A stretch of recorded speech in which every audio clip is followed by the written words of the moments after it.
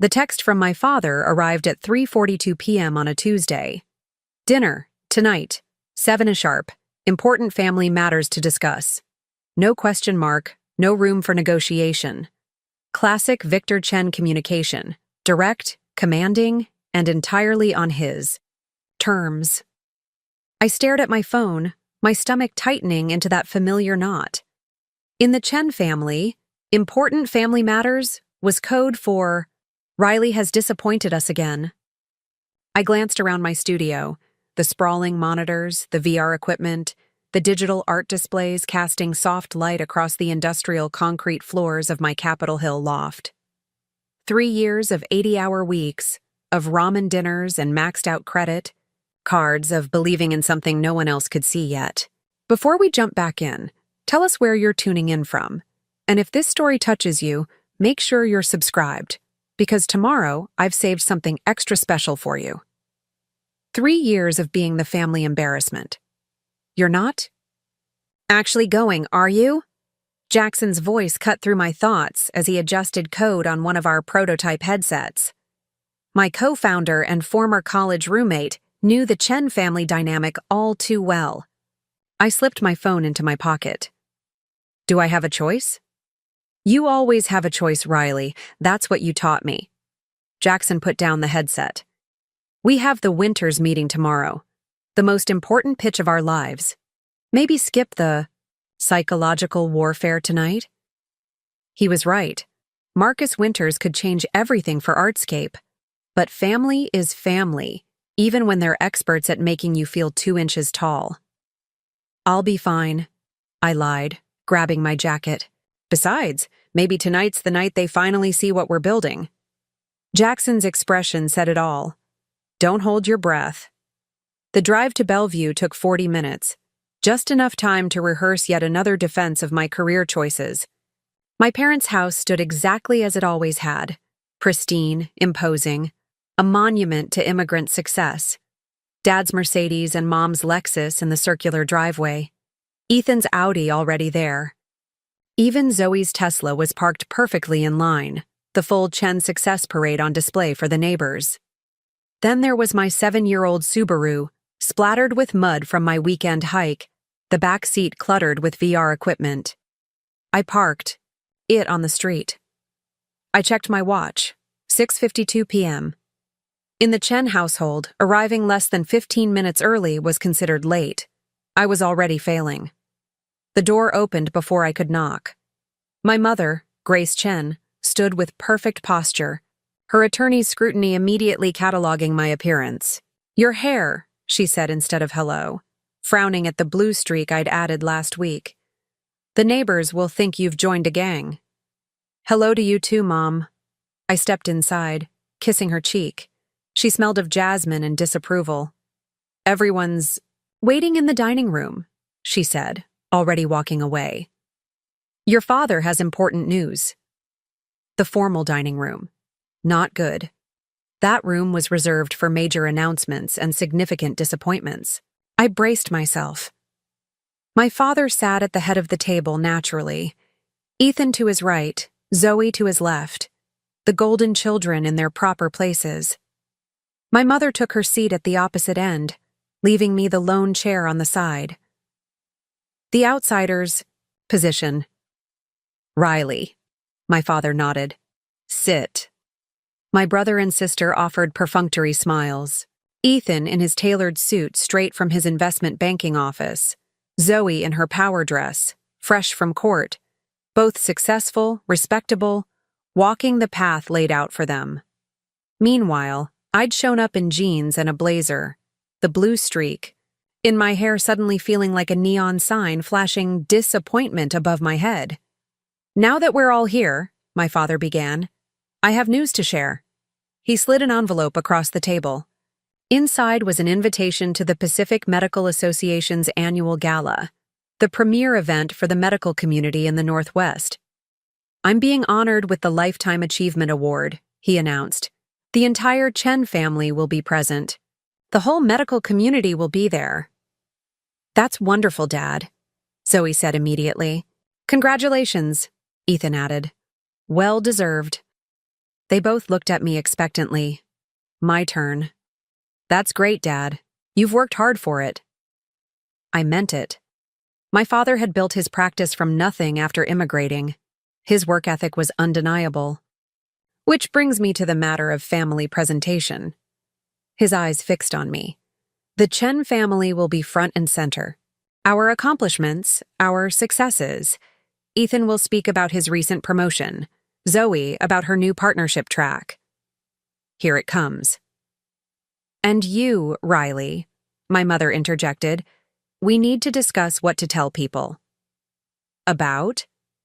About your situation, she said delicately. My situation. I repeated the word slowly. You mean my company? The one that's about to close its first major funding round? My father sighed. Riley, it's been 3 years of this hobby. Business, I corrected. Artscape is a business. Playing with computer games is not a business, he said dismissively. Not a real one. We're creating groundbreaking immersive digital art experiences, Dad. It's not playing games. Ethan cleared his throat. What Dad means is that it's difficult to explain to his colleagues. The gala is important for his image. For the family image, my mother corrected, which is why we have a proposal. My father nodded to Zoe, who produced a folder that she slid across the table. Inside was information about a management position at her law firm's technology department. They need someone with your computer skills, my mother explained. Zoe has arranged an interview. It's a real job, Riley. With benefits. A career path. The subtext was clear. A respectable job. Something they could proudly announce at the gala. I closed the folder without looking through it. I have a real job. I'm the CEO of my own company. A company that makes no money, my father responded. We're pre-revenue, not non-revenue. There's a difference. We're building something revolutionary. My father exchanged looks with my mother. The look that said, here we go again with the fantasies. Riley, my mother said gently, as if explaining to a child, you're almost 30. It's time to join the real world. The real world, I laughed. You mean your world? A world where people pay their own bills, my father said pointedly. That stung. When I'd left graduate school to start Artscape, they'd cut me off completely. I hadn't asked for money since. I pay my own bills. Barely, Ethan muttered. Not everyone defines success by the size of their paycheck, Ethan. No, my father interrupted. Success is defined by creating something of value. Something that contributes to society. That's exactly what I'm doing. Drawing pictures on computers is not a contribution. My father's fist hit the table, making the silverware jump. It's a phase that has gone on too long.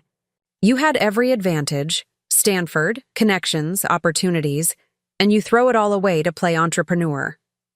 The room fell silent. My mother studied her hands. Ethan and Zoe suddenly found the ceiling fascinating. At the gala, my father continued, his voice controlled again. When asked, we will say you're between opportunities and considering offers. That is all? No mention of this hobby? There it was. The word that reduced 3 years of sacrifice and innovation to a child's passing fancy. I stood up slowly. I have to go. I have a meeting in the morning. With more dreamers like yourself? My father asked. With Marcus Winters. That got their attention. Even my father couldn't dismiss one of the most successful tech investors in Seattle. Marcus Winters wouldn't waste time on, Ethan began. On what? A hobby? I pushed my chair, in carefully. Believe what you want. Tell your friends whatever makes you comfortable. But someday, you're going to have to face the fact that I chose a different definition of success than yours. My mother stood, her face concerned. Riley, please stay. We're just worried about you. No, you're worried about how I make you look. I headed for the door. I'll come to your gala, Dad. I'll even wear a proper suit. But I won't pretend to be someone I'm not. Not even for you. As I walked out, I heard my father's voice. When this fantasy fails, don't come asking for help. I drove back to my loft, in silence, his words echoing in my head. The same words I'd heard when I dropped out of Stanford's graduate program, when I turned down the corporate job offers, when I launched Artscape with nothing but vision and stubborn determination. Back at my studio, Jackson was still working, surrounded by lines of code on multiple screens. That was fast, he said, not looking up. Preparing and narrating this story took us a lot of time, so if you are enjoying it, subscribe to our channel. It means a lot to us. Now back to the story. Same script, different day. I dropped onto the couch. How's the demo looking for tomorrow? It'll blow Winters away. Jackson finally turned. That bad, huh? They're pretending I'm between opportunities at Dad's awards gala. Can't have... The neighbors know their son makes digital pictures for a living. Jackson snorted. If they only knew what those digital pictures are about to be worth. They'll never see it. I stared at our prototype, the headset that transported users into living digital art spaces. Not until someone else tells them it's valuable. Then let's make sure someone does. Jackson tossed me a controller. Help me test the waterfall. Sequence. Winters needs to experience something he's never seen before. I caught the controller, pushing thoughts of family dinner away. Let's make some magic. The Marcus Winters meeting changed everything, though not in the way I expected. We arrived at the downtown Seattle skyscraper housing Winters Capital an hour early. Jackson nervously adjusting his rarely worn tie while I triple-checked our demo equipment. Stop fidgeting, I told him, though my own stomach was performing. Olympic-level gymnastics. Easy for you to say. You grew up with people like this. Trust me, that doesn't help, I muttered as the elevator climbed to the 47th floor. Winters' receptionist led us to a conference room with floor-to-ceiling windows overlooking Puget Sound. 5 minutes later, Marcus Winters himself walked in. No entourage, no fanfare. Just intense eyes and a handshake that meant business. Riley? Chen, he said, studying me. Your proposal was... unusual. Unusual enough to get this meeting, I replied. He almost smiled. You have 20 minutes to show me why I should care about digital art experiences. I glanced at Jackson, who gave me a slight nod. Game time. Mr. Winters, we could walk you through projections and market analyses, I began. But that's not why you're here. You want to see something you've never seen before. I handed him our prototype headset, sleeker and more advanced than anything on the market. This is Artscape. Not a game, not traditional VR. It's a new medium entirely. The next 15 minutes were silent, except for the occasional soft exclamation from Winters as he experienced our creation. Digital landscapes that responded to emotion. Art that evolved based on the viewer's reactions. Experiences that blended. Technology with raw human feeling. When he finally removed the headset, his expression had changed completely. Who else has seen this? Just our test group, and now you. Keep it that way. He set the headset down carefully. This is beyond what you described in your proposal. Words are limiting. That's why we built this. Winters leaned forward. Here's what's going to happen. I'm not investing in Artscape. My heart sank. Jackson stiffened beside me. I'm acquiring it.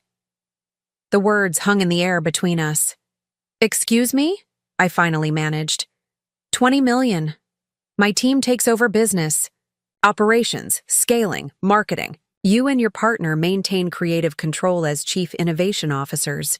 Winters Capital announces the acquisition next month at the Emerald Tech Summit. $20 million. The number bounced around my brain like a pinball. We're not selling, I heard myself say. Winters blinked. Jackson made a choking sound beside me. Perhaps you misunderstood, Winters said slowly. This is a generous offer for a pre-revenue startup. I understood perfectly. My voice was steadier than I felt. But Artscape isn't for sale. We're looking for investment to scale, not an exit. Riley, Jackson whispered urgently. Every company is for sale at the right price, Winters countered. Not this one. I met his gaze directly.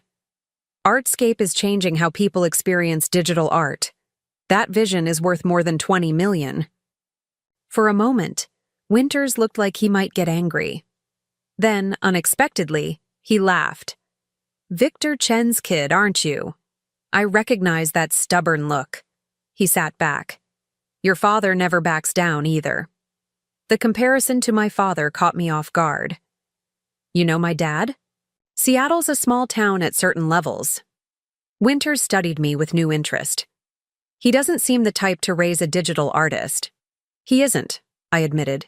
He thinks I'm wasting my potential. And yet here you are turning down $20 million. Winters tapped his fingers on the table thoughtfully. All right, Ms. Chen. No acquisition. Let's discuss investment terms instead. 2 hours later, we left Winters Capital with a term sheet for $5 million in funding at a $50 million valuation, and something potentially more valuable. Winters had personally invited us to showcase Artscape at the Emerald Tech Summit, the Northwest's premier technology event. I can't believe you turned down $20 million, Jackson said as we rode the elevator down. We could have been set for life. But Artscape would have disappeared into Winters Capital, I replied. Become another acquisition statistic. This way, we build something that lasts. Jackson shook his head. Your parents think you're impractical, but you might be the most practical person I know. Long-term practical. I laughed. Try explaining that at a Chen family dinner. Speaking of which, my father's gala was approaching, and I had a promise to keep.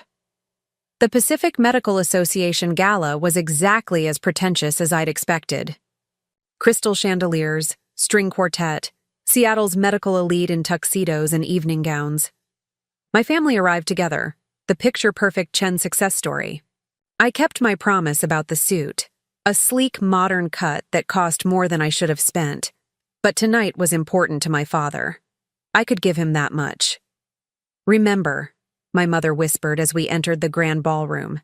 You're considering several opportunities. Keep it vague but promising. I nodded, not having the energy to fight. Let them have their fiction for one night. The evening progressed predictably. My father worked the room like the respected figure he was. My mother charmed the wives of hospital board members. Ethan and Zoe networked effortlessly, collecting business cards and dropping impressive career milestones into conversation. And then there was me, answering the dreaded question over and over. So, Riley, what are you doing these days? Each time I'd start, I run a digital technology company. And each time, my mother or father would smoothly interrupt. Riley's exploring several exciting opportunities right now. So many options with a Stanford background. After the third interruption, I stopped trying. I smiled politely and let them control the narrative. Tonight wasn't about me anyway. During dinner, my father received his award to enthusiastic applause. His speech was humble yet confident, acknowledging his journey from immigrant to respected physician. I felt genuine pride watching him. His accomplishments were remarkable, his work ethic unquestionable. If only he could see that I'd inherited that same determination, just applied to a different path. As the evening wound down, I found myself at the bar ordering a much-needed scotch when I heard my name. Riley Chen? I turned to find Marcus Winters himself, immaculate in a tuxedo. Mr. Winters, I didn't expect to see you here. Hospital. Board, he explained, gesturing vaguely. Unavoidable obligation. He nodded toward my father across the room. Just heard Dr. Chen's speech. Impressive man. He is, I agreed. Now I understand where you get that backbone. Winters sipped his drink. How's the Artscape implementation coming? Ready for the summit in 3 weeks? We're on track. The new environmental response algorithms are... Riley, there you are. My mother appeared suddenly, as if materializing from my worst nightmare. She cast a curious glance at Winters. I don't believe we've met. Marcus Winters. He extended his hand. Your daughter and I were just discussing her company's presentation at the Emerald Tech Summit. My mother's smile froze. Company? Artscape, Winters continued, oblivious to the bomb he was dropping. Most innovative digital art platform I've seen in years. That's why I invested. I could practically hear my mother's mental gears grinding. Invested? In Riley's project? $5 million at a $50 million valuation. Should be 75 after the summit. Winters turned to me. The Forbes reporter confirmed for our press junket, by the way. They're quite interested in the art meets technology angle. My mother's expression shifted from confusion to calculation in record time. Forbes, she repeated. How fascinating. Riley's been so modest about her work. That might have been the first time my mother had ever used the words Riley and modest in the same sentence. Modesty's overrated in business, Winters said with a shrug. Your daughter turned down my acquisition offer. $20 million. Said her vision was worth more. He raised his glass slightly. I'm starting to think she was right. With that, he excused himself, leaving me alone with my mother's stunned silence. $20 million? She finally whispered. He offered you $20 million? For the company, yes. And you declined? It wasn't the right move for Artscape. My mother stared at me like she was seeing a stranger. Perhaps she was. Before she could respond, my father joined us. Grace, the Prescotts are leaving. We should... He noticed her expression. What's wrong? My mother turned to him, still, processing. Victor, did you know Riley's company is valued at $50 million? My father's face went through a fascinating transformation. Disbelief, confusion, skepticism in rapid succession. That's impossible, he said flatly. Marcus Winters just told me himself. He invested $5 million. Marcus Winters? Now my father looked genuinely shocked. The Marcus Winters? Apparently, my mother continued, her voice rising slightly. Riley turned down an acquisition offer of $20 million. 20? My father couldn't even finish the number. He turned to me. Is this true? For 3 years, I'd waited for them to take my work seriously. Now I had their full attention. Forbes is covering Artscape at the Emerald Tech Summit next month, I said quietly. You're welcome to attend if you're interested in what I actually do. With that, I finished my scotch and set the glass down. It's been a lovely evening, and congratulations again on your award, Dad. It's well-deserved. I straightened my suit jacket. I should go. I have an early meeting tomorrow. I left them standing there, trading looks of confusion and dawning realization. For once, I'd rendered the great Victor and Grace Chen speechless. The following week brought silence from my family. No calls, no texts, not even their usual forwarded articles about corporate job opportunities. I was too busy preparing for the summit to dwell on it. Artscape's presentation was coming together. Beautifully. We'd secured additional engineering talent with the Winters funding, accelerating our development timeline. The office, a real office now, not just my loft, buzzed with energy. Amara, my marketing advisor and best friend since college, orchestrated our summit strategy with military precision. The Forbes interviewer wants to focus on your background, she said, reviewing her notes. The contrast between your family's traditional success and your digital innovation. I froze. Let's steer away from family narratives. Riley, it's a compelling story. Stanford dropout rebels against Dr. Father's expectations to pioneer digital art technology. My family's off limits, I insisted. Focus on the technology, the vision, the market potential. Amara gave me her therapist look, the one that said she saw right through me. They still don't get it, do they? Even after winters? They're processing, I said more diplomatically than I felt. 3 years of building something revolutionary, and they're still processing. Amara shook her head. You know, for insanely smart people, your family can be remarkably dense. They have a specific definition of success, I defended, though I wasn't sure why I was defending them. Medicine, law, finance, measurable, respectable career paths. And apparently, $50 million tech companies don't qualify. Before I could respond, my phone buzzed with a text from my mother. Dinner tomorrow? Just us. Please. I showed Amara the message. The please is new, I noted. Progress, she agreed. Just don't let them hijack your narrative again. I agreed to meet my mother at a neutral location, a quiet restaurant downtown, away from family history and expectations. She was already seated when I arrived, looking somehow both formidable and uncertain. Grace Chen, Harvard law graduate and feared litigator, rarely did uncertainty. Riley, she stood to greet me. Thank you for coming. We exchanged awkward pleasantries as we ordered. Once the waiter left, my mother folded her hands on the table, her negotiation posture. I owe you an apology, she began, surprising me immediately. We haven't been fair to your work. I stayed silent, waiting for the other shoe to drop. Your father and I... She paused, choosing her words carefully. We come from backgrounds where security was never guaranteed. Everything we've built came from sacrifice and following proven paths.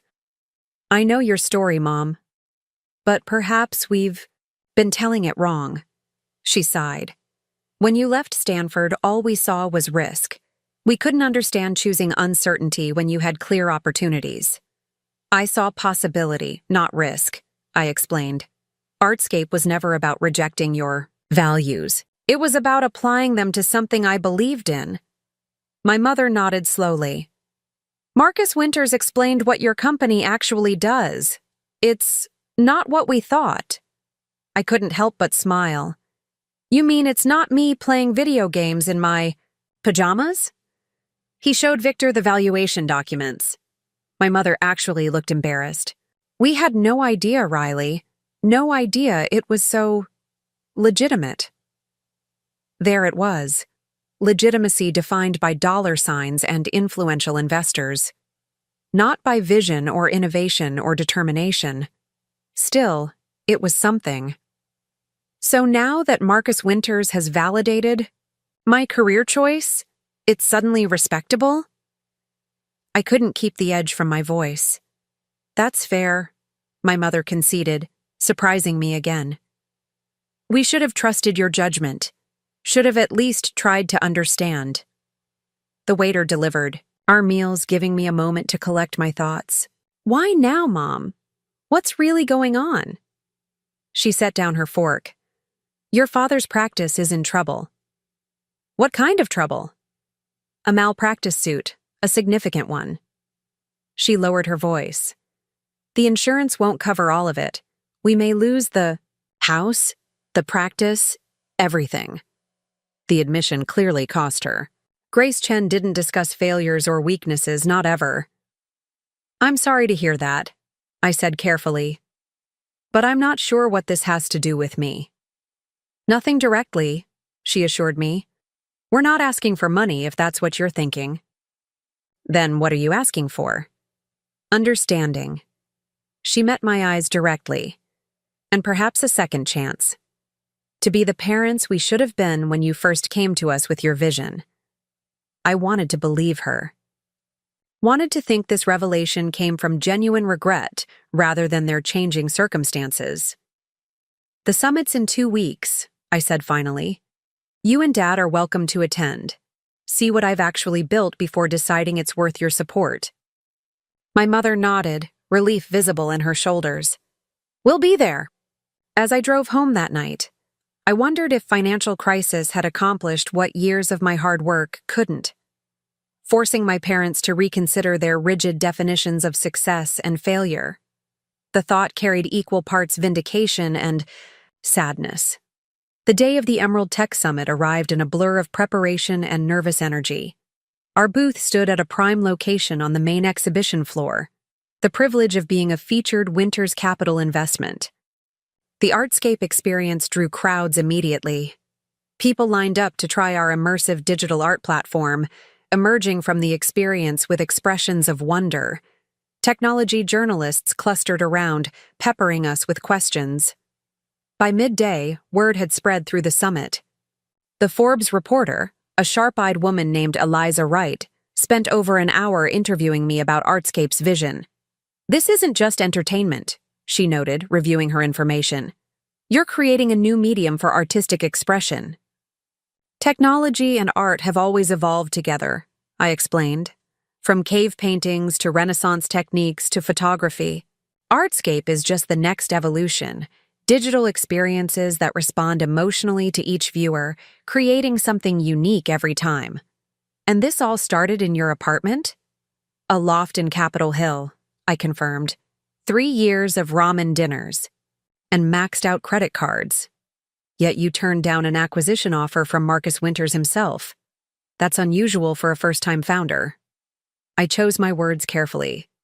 Artscape isn't just a business opportunity. It's a vision for how technology can enhance human creativity and emotional connection. That vision is worth building properly. Even at personal cost? I thought about my family, about the years of disapproval and dismissal. "Some things are worth the cost," I said simply. The interview continued, but I found myself distracted, scanning the crowded exhibition hall. No sign of my parents. By late afternoon, we'd begun our main presentation to a packed auditorium. I stood on stage, walking the audience through Artscape's journey and vision, demonstrating our technology to gasps and applause. And then I saw them, slipping into seats near the back. My parents, dressed formally, watching with unfamiliar expressions. Not pride exactly, but something close to wonderment. The presentation concluded to a standing ovation. As attendees filed out, many stopping to share excitement or exchange cards, I made my way toward my parents. They looked out of place among the tech crowd, but they'd come. That meant something. "You came," I said unnecessarily. "It's impressive, Riley," my father said, his voice subdued. "What you've built. It's not what I expected." Coming from Victor Chen, this was effusive praise. "The way people responded to your demonstration," my mother added, "their faces when they experienced your art." "Digital art experiences," I corrected gently. "Yes." She nodded. "It's clearly meaningful to them." Before I could respond, Marcus Winters appeared, clasping my shoulder. "Chen, spectacular presentation. You're the talk of the summit." He nodded to my parents. "Dr. and Mrs. Chen, glad you could see your daughter in action." "Mr. Winters," my father acknowledged stiffly. "Exciting times ahead," Winters continued. "Forbes is featuring Artscape in next month's innovation issue. Cover story potential from what I hear." My parents' expressions shifted subtly, the familiar calculation of status and recognition. "We're very proud," my mother said, the words sounding unpracticed from disuse. Winters excused himself to greet other investors, leaving me with my parents. "Forbes," my father said, testing the word. "Cover. Story." "Potentially," I tempered. "Nothing's confirmed." "Your friends at the club subscribe to Forbes, don't they, Victor?" my mother asked meaningfully. And there it was, the real validation. Not my vision, not the technology, not even the 50 million valuation, but the prospect of their friends, seeing their daughter on the cover of Forbes. I should have felt angry.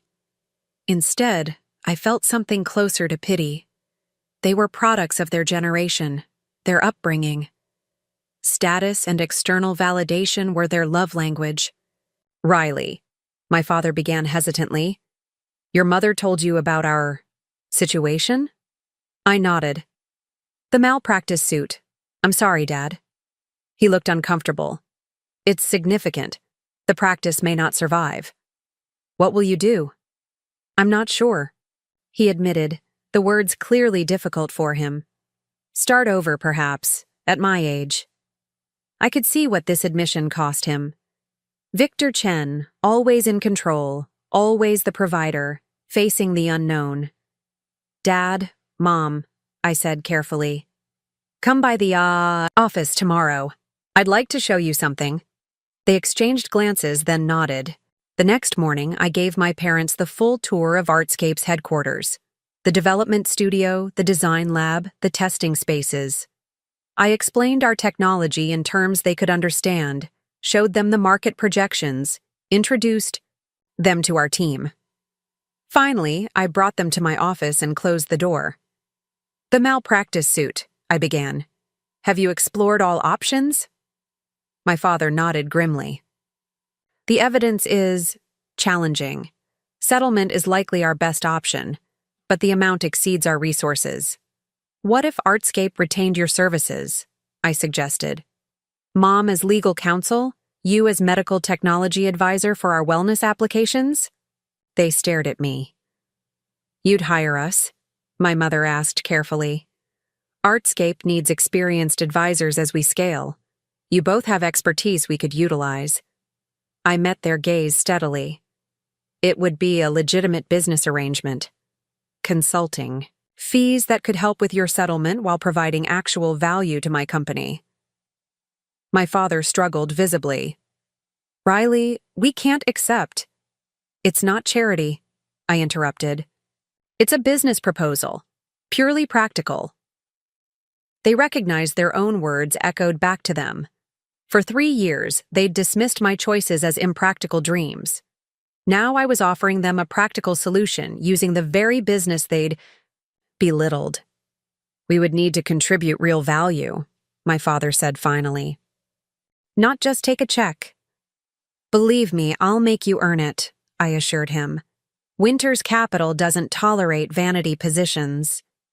The corner of my mother's mouth twitched in what might have been a smile. I suppose we raised you to be practical, after all. In my own way, I agreed.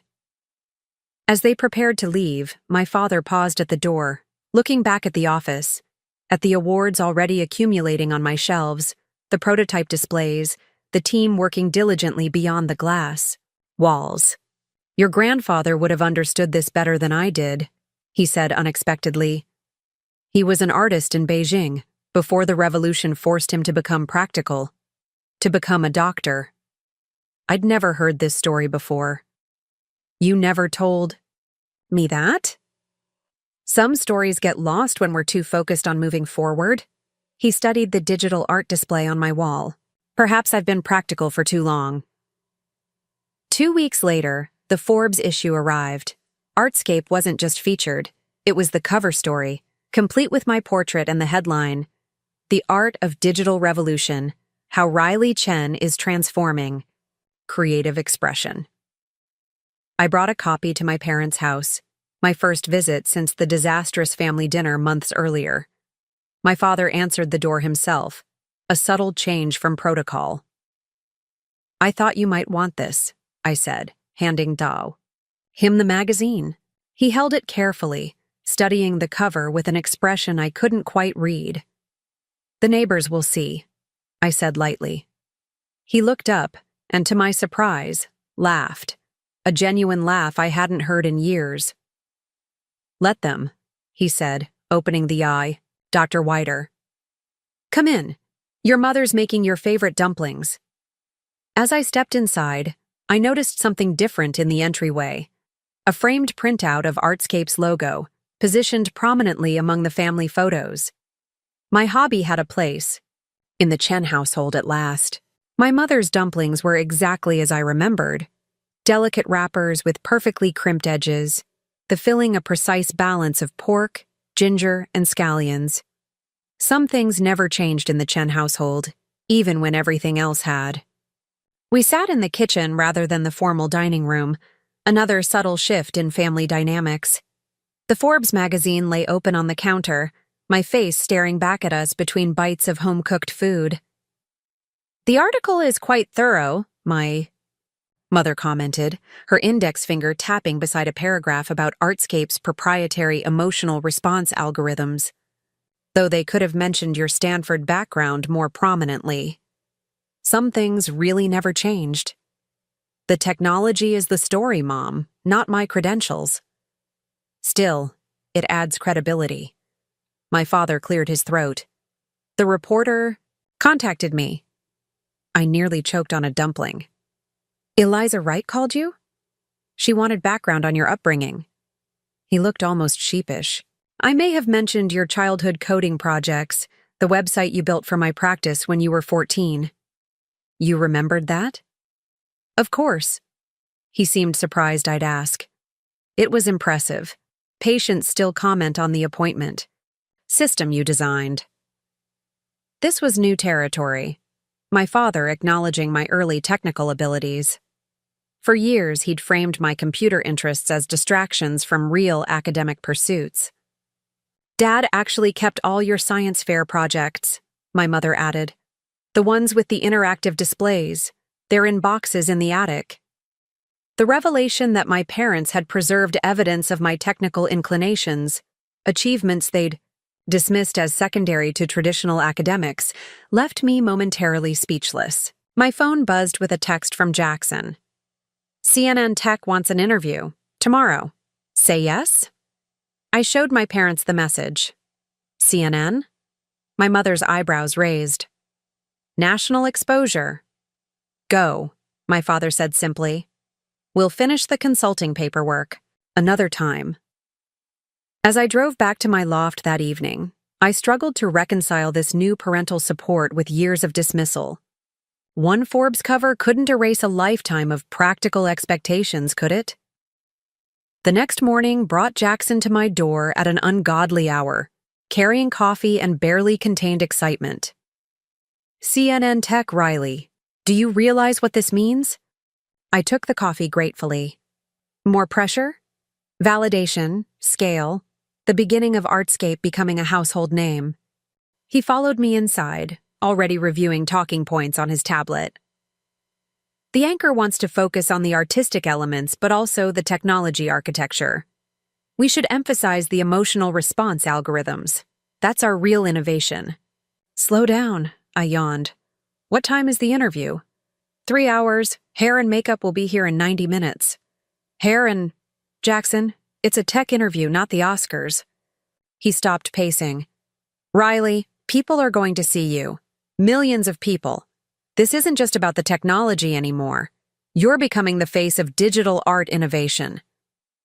The realization settled uncomfortably. I'd spent 3 years focused on building Artscape, not on becoming a public figure. The Forbes cover was one thing, but television was another level entirely. "I'm a developer, not a spokesperson." "You're the CEO," Jackson corrected. "That makes you both." The CNN interview went better than expected.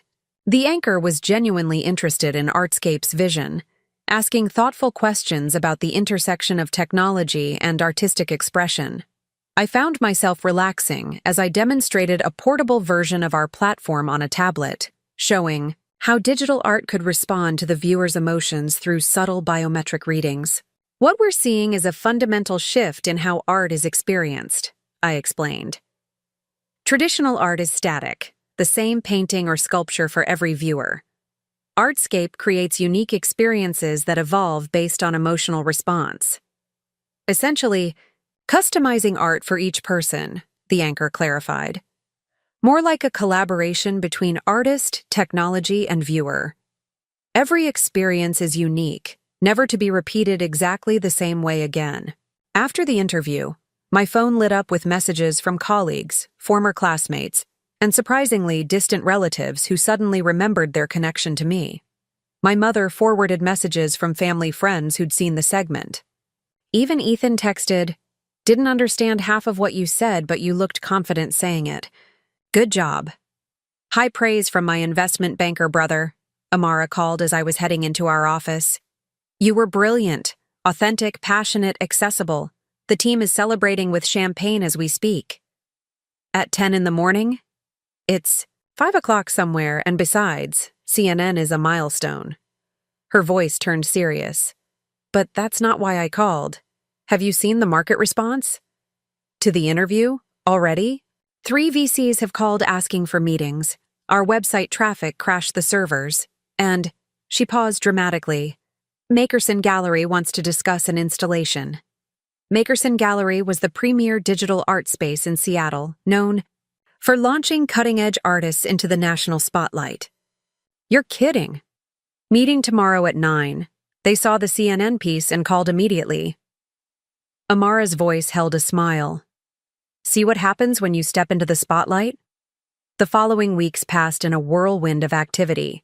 The Makerson installation evolved into a 3-month exhibition featuring Artscape's technology paired with works from 5 prominent digital artists. The Seattle Times ran a feature on our revolutionary platform transforming how art is experienced. Tech. Blogs debated our algorithms and approach. Venture capital firms circled with increasingly generous offers, forcing Marcus Winters to accelerate his timeline for our next funding round. Jackson hired 3 more developers to keep pace with our expanded roadmap. Amara brought on a PR specialist to handle the growing media requests. Through it all, I maintained our original vision, creating technology that enhanced emotional connection rather than replacing it. Each new feature, each partnership, each line of code had to serve that core purpose. One Tuesday afternoon, as I reviewed expansion plans with our growing team, Amara poked her head into the conference room. "Your mother's here." I found Grace Chen in our reception area, looking both perfectly composed and oddly out of place among the casual tech office surroundings. "Mom, is everything okay?"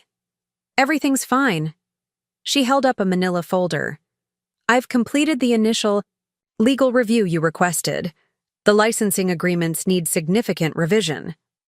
It took me a moment to switch gears. In the whirlwind of recent weeks, I'd almost forgotten about my proposal to retain my parents as consultants. "You actually reviewed them?" She looked mildly offended. "Of course. You're paying for my expertise, not my name." I led her to my office, clearing space on my perpetually cluttered desk. Grace Chen operated in precision and order. My creative chaos clearly made her uncomfortable. "The third-party developer agreements leave you exposed," she began, opening her folder to reveal meticulously annotated documents, particularly regarding intellectual property rights to derivative works, and the confidentiality provisions have significant gaps. For the next hour, my Harvard-educated attorney mother dissected our legal framework with surgical precision, identifying weaknesses I hadn't considered, and suggesting structural changes that would better protect Artscape's core technology. "This is thorough," I admitted, reviewing her notes. "It should be." I stayed up until 2 a.m. studying digital rights case law. She straightened a stack of papers with a precise tap. "Your industry moves quickly, but legal precedent is still catching up." The image of my mother, in her 60s, staying up late to study digital rights law for my hobby business struck me deeply. "You didn't have to do all this, Mom. You're paying me as a consultant." Her expression softened slightly. "And I wanted to understand your world better." Before I could respond, Jackson burst in without knocking, a common occurrence. "Riley, the Winters team just called. The valuation model is—" He stopped abruptly, noticing my mother. "Mrs. Chen, sorry for interrupting." "It's fine," I said. "Mom was just going through our licensing agreements." "Actually," my mother said, standing, "I should get back to your father. He has his first consultation with your wellness team this afternoon." Jackson looked between us, clearly curious, but professional enough not to ask. after my mother left, he raised an eyebrow. Your mom is reviewing our contracts? We retained my parents as consultants, I explained. Dad's advising on the wellness applications, Mom's handling legal review. Consulting, right. His tone suggested he understood the arrangement's true nature. And how's that working out? I glanced at the folder my mother had left, 60 pages of detailed legal analysis. Better than expected, actually. My father's consultation proved equally surprising. Rather than treating it as a formality, he arrived with a comprehensive analysis of how Artscape's emotional response technology could be applied to pain management and anxiety reduction in medical settings. The biometric feedback loop you've developed for art experiences, he explained during a meeting with our development team, has significant potential for therapeutic applications. He projected slides showing parallels between our artistic algorithms and emerging neurological research. The team, initially skeptical of the CEO's dad, gradually leaned forward, engaged by his insights. If we modify the input parameters, here, my father continued, circling an equation on the whiteboard, the system could potentially help patients visualize and manage chronic pain through immersive environments. Jackson shot me a look across the conference room. Your dad actually gets this. The meeting ran 2 hours over schedule, with developers and my father exchanging ideas with increasing enthusiasm. As everyone finally dispersed, my father lingered, studying the digital displays around our office. Your team is impressive, he said. They're the best in the field. They respect you. He said this with a note of discovery, as if only now realizing that others saw in me what he had missed. The tall one, Sanjay. He takes notes on everything you say. I smiled. Sanjay documents everything. It's just his process. No. My father shook his head. He writes down your ideas specifically. The others defer to your judgment, even when debating technical points. He paused. You've built something meaningful here, Riley, not just the technology. Coming from Victor Chen, who measured success in concrete achievements and status markers, this recognition of my leadership, my ability to build a team and culture, felt more significant than his acknowledgement of Artscape's financial potential. Thanks, Dad. He cleared his throat, uncomfortable with the emotional moment.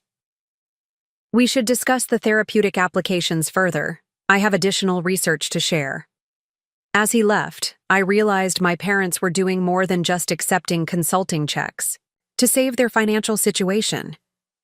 They were genuinely engaging with my work, bringing their considerable expertise to bear on Artscape's future. Not because Forbes or CNN had validated me, but because they were finally seeing the substance beneath what they'd dismissed as a hobby. The next milestone came unexpectedly.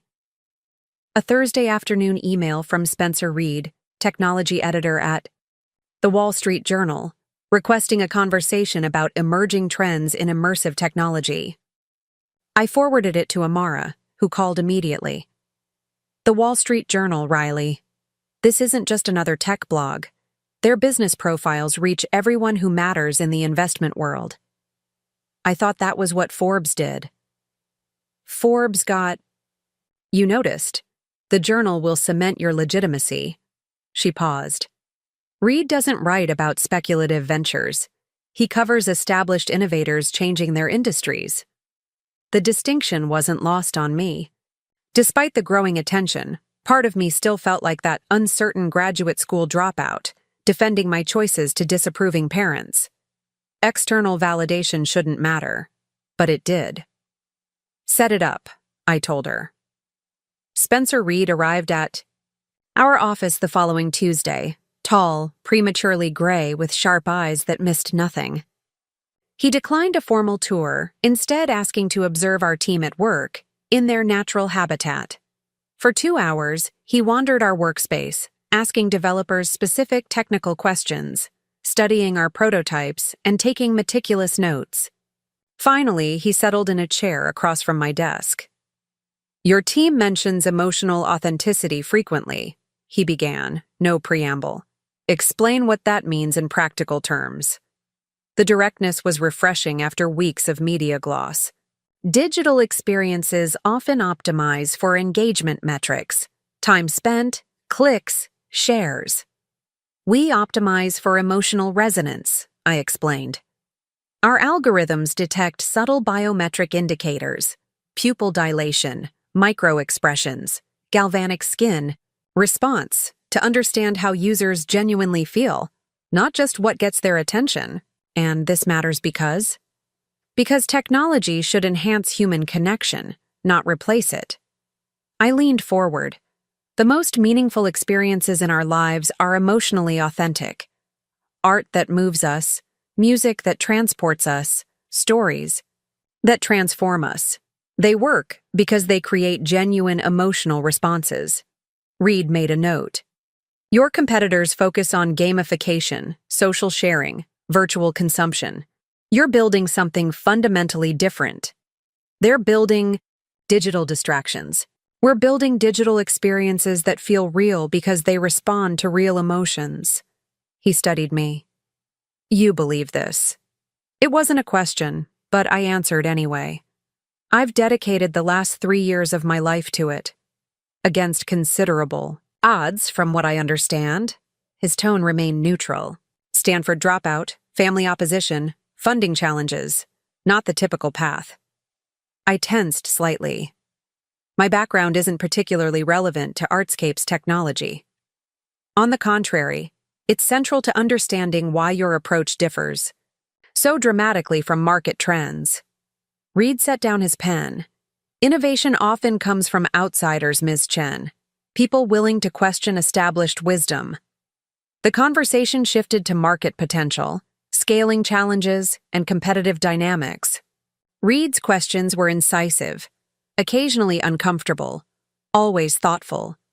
When he finally stood to leave, his expression revealed nothing about his impressions. One last question, he said at the door. What would you do differently if you were starting Artscape today? I considered carefully. I'd trust my instincts sooner. I spent too much time trying to translate our vision into terms others would understand, instead of showing them what they couldn't yet imagine. Reed nodded once, thanked me for my time, and left. Well? Jackson demanded the moment Reed's car pulled away. How'd it go? I have no idea, I admitted. He's either going to write that we're revolutionary or delusional. The answer came a week later. The Wall Street Journal's weekend edition featured a 4-page spread on the emotion. Economy, with Artscape as the centerpiece. Reed's analysis was thorough, balanced, and ultimately revelatory. While tech giants race to capture user attention through increasingly sophisticated engagement tactics, Chen's Artscape has pursued a fundamentally different path. Technology that responds to authentic emotional connection rather than manufacturing it.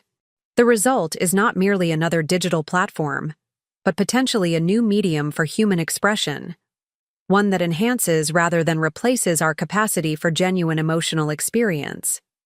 The article included technical analysis, market projections, and comparative frameworks positioning Artscape at the forefront of what Reed termed humanistic technology. But the passage that caught my attention came near the end. Chen's journey from academic dropout to industry pioneer illustrates a central paradox of innovation. Breakthrough ideas often require rejecting conventional wisdom. While established, players optimize existing paradigms. Chen questioned whether digital experiences must inherently diminish emotional authenticity. Her answer, technology designed to amplify genuine human connection, may represent the next evolution in how we interact with digital environments. I read the article 3 times, each reading revealing new layers of Reed's analysis. This wasn't just validation of Artscape's business potential. It was recognition of our philosophical approach, our fundamental belief that technology should enhance human experience rather than replace it. My phone rang. Marcus Winters. I assume you've seen the journal, he said without greeting. Just finished it. Reed doesn't gush. This is as close as he gets to endorsement. Winters cleared his throat. The market is responding. We've had 7 acquisition inquiries since the digital edition went live last night. My stomach tightened. We're not selling. Of course not. But valuation just jumped significantly. He paused. The Makerson installation opens next week. Perfect timing to announce our expansion funding. I'm thinking $50 million at a $200 million valuation. The numbers felt surreal. Just months ago, we'd been celebrating our first $5 million in funding. Now Winters was casually discussing figures that would make Artscape one of the fastest-growing startups in Seattle's history. That's aggressive, I managed. It's appropriate. Winters sounded impatient. Reed's analysis positions you perfectly. Technology with emotional depth, not just another engagement platform. The market's hungry for that narrative. After we hung up, I sat at my desk, staring at the journal spread. 3 years earlier, I'd walked away from Stanford with nothing but belief in a vision most people couldn't yet see. I'd faced family disappointment, financial uncertainty, and countless technical obstacles. Now that vision was becoming reality. Not just as a business, but as a philosophy about how technology could enhance human experience rather than diminish it. My phone buzzed with another call. My father. I read the journal article, he said without preamble. What did you think? Reed captured something important about your approach. My father sounded thoughtful. The paragraph about technology amplifying human connection rather than replacing it. That's our core philosophy. It reminded me of something. He paused. When I first came to America, technology in medicine was advancing rapidly. Many colleagues embraced it uncritically. More tests, more machines, more data. I always insisted that technology should enhance the doctor-patient relationship, not replace it. The parallel struck me forcefully. Had my father's approach to medicine influenced my approach to technology without either of us realizing it? I never thought about it that way, I admitted. Neither had I. His voice held a note of discovery. Perhaps we're not so different after all. Before I could process this unexpected connection, my office door burst open. Amara rushed in, her expression urgent. Riley, you need to see this. She thrust her tablet toward me. On screen was an article from a prominent tech blog. Emotion Manipulation, the Dark Side of Responsive Technology. The piece questioned the ethics of technology that detected and responded to emotional states, citing privacy concerns and potential psychological manipulation. Artscape featured prominently as an example of platforms gathering intimate biometric data under the guise of artistic experience. They're completely mischaracterizing our technology, I said, scanning the article. We don't store personal emotional data or build user profiles. It gets worse. Amara swiped to another article. Digital Surveillance, How Your Feelings Become. Data. This is ridiculous. Our emotional response algorithms work locally on the device. We don't transmit or retain individual data. 3 more pieces like this appeared in the last hour. Amara looked grim. Someone's orchestrating a narrative shift. My phone buzzed again. Jackson, texting from the development floor. Kent from Horizon Tech is here. Unscheduled. Says it's urgent. Horizon Tech was our largest competitor in the digital experience space. Their CEO showing up unannounced immediately after a coordinated media attack couldn't be coincidence. Send him to the conference room, I texted back. I'll be there in 5 minutes. What's going on? Amara asked. I think we're about to find out. Kent Matthews waited in our main conference room, impeccably dressed and unnervingly calm. At 45, he'd built Horizon Tech into a billion-dollar digital entertainment platform focused on gamified experiences and social sharing. Everything Artscape wasn't. Riley, he greeted me with practiced warmth. Thanks for seeing me without an appointment. Hard to ignore the CEO of Horizon appearing. In my office the same day, coordinated hit pieces target our technology. Matthews raised an eyebrow. Straight to business. I appreciate that. I remained standing. What do you want, Kent? To make you an offer. He placed a leather portfolio on the table. Horizon will acquire Artscape for $300 million. Full cash consideration, immediate closure. The figure, significantly higher than even Winter's aggressive valuation, momentarily stunned me. Why would Horizon pay that much for technology you're simultaneously attacking in the press? Matthews didn't bother denying the connection. The articles raise legitimate questions about a technology category we're both developing. Questions better addressed inside a larger organization with established privacy protocols and ethical frameworks. Convenient timing. Smart strategy, he countered. The Wall Street Journal piece positioned you as the ethical alternative to engagement-focused platforms like ours. We're simply highlighting the complexity of that claim. The calculation was clear. Create public concern about emotional response. Technology, position Horizon as the responsible steward for such sensitive innovation, and pressure Artscape to sell before the narrative damaged our reputation.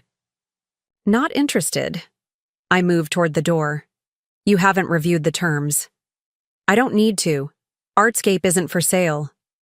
Matthew's friendly demeanor cooled. The concerns raised in those articles will gain traction, Riley. Emotional data is sensitive. Territory. Regulators will take notice. Investors will get nervous. Our technology doesn't store or exploit emotional data. It responds to it in real time, locally, to enhance the user experience. A nuance lost on most readers. He stood, straightening his jacket. Today's offer is generous. Tomorrow's may not be. After Matthews left, I gathered our leadership team for an emergency meeting. Jackson, Amara, our lead developer Sanjay, and CFO Natalie crowded into my office. Horizon just offered $300 million to acquire us, I announced without preamble. I declined. Without consulting us? Natalie looked shocked. The offer comes with coordinated media attacks questioning our ethical framework, Amara explained. Classic pressure tactic. Jackson whistled low. $300 million, though. For technology that's potentially worth billions, Sanjay noted quietly. If Horizon is willing to pay that much now, they see immense future value. Or they see a threat, I added. Our approach fundamentally challenges their engagement-based business model. Natalie raised a practical concern. Winters will want to know about this offer. Winters will tell us to counter, not sell, Jackson predicted. He sees the same. Long-term potential we do. We need to address the ethical questions directly, Amara insisted. Get ahead of this narrative before it spreads. I nodded. Prepare a detailed technical white paper explaining our privacy architecture and ethical framework. Emphasize local processing, data minimization, and user control. And if that doesn't stop the narrative, Natalie asked, then we demonstrate it. I turned to Sanjay. How quickly can we release an open-source version of our core privacy architecture? Let developers and security experts verify our claims directly, Sanjay considered. 2 weeks for a properly documented release. Less if we cut corners, but I wouldn't recommend it. 2 weeks it is. Transparency is our best defense. As the IFAO team dispersed to implement our response strategy, my phone buzzed with a text from my father. Saw the negative articles.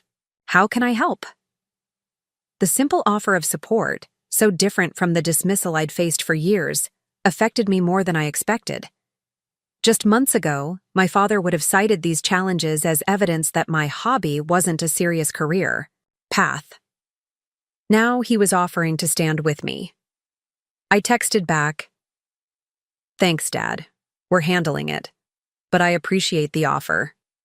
His response came quickly. "Dinner tonight? Your mother's worried." The thought of my mother worrying about my business reputation rather than pushing me to abandon it for a real job was another unexpected shift. "Dinner sounds good," I replied. That evening, as we sat around their kitchen table, I explained the situation with Horizon Tech and our response strategy. "This Matthews person," my mother said, frowning, "he orchestrated media attacks to devalue your company, then appeared with an acquisition offer. That's borderline illegal." Borderline being the operative word, I sighed. "It's carefully calibrated to pressure us without crossing legal lines." My father considered this. "When a competitor resorts to such tactics, it means they fear you, or they see value worth taking," my mother added. "Both, I think," I admitted. "Our approach challenges their fundamental business model." My father nodded slowly. "In medicine, when established practices feel threatened by new approaches, the first response is often dismissal, then attack. It means you're on the right track. The question," my mother said practically, "is how to counter their narrative effectively." I explained our transparency strategy, the technical white paper and open source release. "Good start," she agreed, "but insufficient alone. You need third-party validation." "Independent experts confirming your ethical framework," my father added, "preferably from academia or established research institutions." They were right, of course. My parents' decades of professional experience navigating complex institutional landscapes offered perspective our younger team lacked.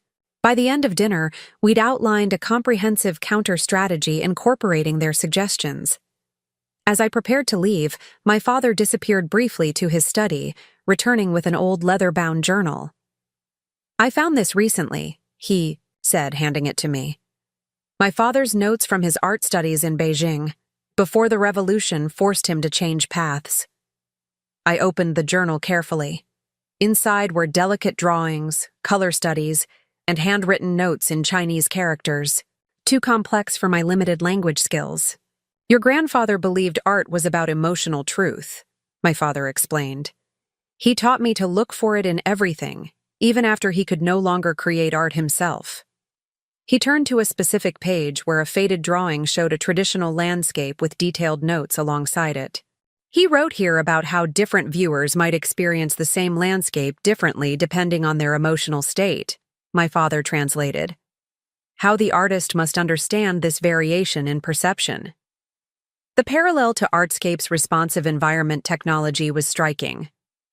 "Perhaps your innovative approach isn't entirely new," he said quietly. "Perhaps it remembers something essential that technology has forgotten." As I drove home that night, my grandfather's journal carefully placed on the passenger seat, I reflected on how dramatically circumstances had changed. 6 months earlier, my parents had dismissed my work as a hobby and pressured me to join the real world. Now they were offering strategic advice, professional insights, and even connecting my vision to family heritage I'd never fully known. The path hadn't been straightforward. It had taken external validation, Forbes, CNN, The Wall Street Journal, to initially shift their perspective. But something deeper had evolved since then. Genuine understanding of the vision driving Artscape, not just recognition of its commercial success. My phone buzzed with an email notification. Spencer Reed from The Wall Street Journal, responding to our request for a follow-up conversation addressing the ethical questions raised by competitors. "Interesting developments. Available tomorrow, 2 p.m. Bring your technical documentation. Emotional manipulation claims deserve thorough examination, for better or worse." The battle for Artscape's narrative, and perhaps its future, was just beginning. But for the first time, I faced such challenges with my family standing beside me rather than questioning my path. Tomorrow would bring new struggles. Tonight, I had my grandfather's artistic wisdom to explore, a connection to the past that somehow illuminated the future I was building. Spencer Reed arrived precisely at 2 p.m., carrying nothing but a small voice recorder and the same penetrating gaze that had dissected Artscape during his first visit. I'd assembled our core team, Jackson with his technical expertise, Amara to address communication strategy, Sanjay to explain our privacy architecture, and Natalie for financial context. Together, we represented a united front against Horizon's coordinated attacks. Quite the war room, Reed observed, taking in our preparation. We believe in transparency, I replied, sliding a folder toward him. Our complete technical documentation, privacy frameworks, and ethical guidelines, everything on the record. Reed left the folder untouched. I've reviewed the articles claiming Artscape engages in emotional manipulation, compelling narrative, if somewhat light on technical specifics. Because it's fundamentally false, Sanjay interjected, unable to contain his engineer's frustration with technical inaccuracies. Our system processes emotional responses locally on the device with ephemeral data handling. We don't build emotional profiles or retain individualized response patterns. Reed nodded. So you claim. But the broader question remains interesting. Should any technology, even one with strong privacy safeguards, detect and respond to emotional states? That's like asking if mirrors should reflect our facial expressions, I countered. Humans naturally respond to each other's emotional cues. Our technology simply extends that natural responsiveness to digital experiences. With one critical difference, Reed noted. Humans don't algorithmically optimize those responses. For the next hour, Reed probed every aspect of our technology, business model, and ethical framework. His questions were incisive, occasionally uncomfortable, but notably free from the presumptive biases evident in the attack articles. He seemed genuinely interested in understanding the nuances that Horizon's media campaign had deliberately obscured. One final question, Reed said as our session concluded. Are you aware of who owns the publications that ran the original critical pieces? I exchanged glances with Amara, who had been tracking the media coverage. Smaller tech blogs, primarily. Independent, as far as we know. Reed's expression revealed nothing. Interesting assumption. Thank you for your time. After he left, Amara turned to me. What was that about ownership? I'm not sure, I admitted. But Reed doesn't ask idle questions. The answer arrived the following morning in the form of a Wall Street Journal exclusive. Digital Manipulation, the Manufactured Controversy. Reed's investigation revealed that 3 of the 5 publications that had published criticisms of Artscape's technology had received significant funding through investment vehicles linked to Horizon Tech. The remaining 2 had recently signed lucrative advertising deals with Horizon's marketing partners. Reed didn't directly accuse Matthews of orchestrating a hit campaign, but the connections were unmistakable. More importantly, his piece thoroughly explained the technical reality of Artscape's privacy-focused architecture, contrasting it with the data harvesting approaches common among major platforms, including Horizon's. The article concluded with a statement that sent our office into celebration. Innovation often threatens established interests, particularly when it challenges fundamental business models. Artscape's approach, prioritizing emotional authenticity and privacy by design, represents a potential paradigm shift in how digital experiences are created and monetized. Whether this shift threatens or complements existing platforms remains to be seen, but attempts to discredit emerging technologies through misleading narratives ultimately undermine the informed market competition essential to technological progress. Jackson burst into my office waving his tablet. Reed just destroyed Horizon's entire attack strategy. Have you seen the fallout online? Tech Twitter is exploding, Amara confirmed, scrolling through her phone. The backlash against Horizon is brutal. Digital ethics organizations are calling for FTC review of their market practices. My phone rang. Marcus Winters. I assume you've seen Reed's follow-up, he said without preamble. Masterful counter-strategy, getting him involved. We simply offered transparency. Reed did the investigative work himself. Regardless, Matthews overplayed his hand. We've received 2 new investment inquiries this morning from firms that previously aligned with Horizon. Winters paused. And I've heard Matthews's board is asking uncomfortable questions about his tactics. I don't want this to become a personal vendetta, I cautioned. Our focus should be building our technology, not fighting competitors. Admirable sentiment, Winters said, not entirely concealing his amusement at my idealism. But in this industry, your competitors determine the battlefield, not your preferences. Matthews chose media manipulation.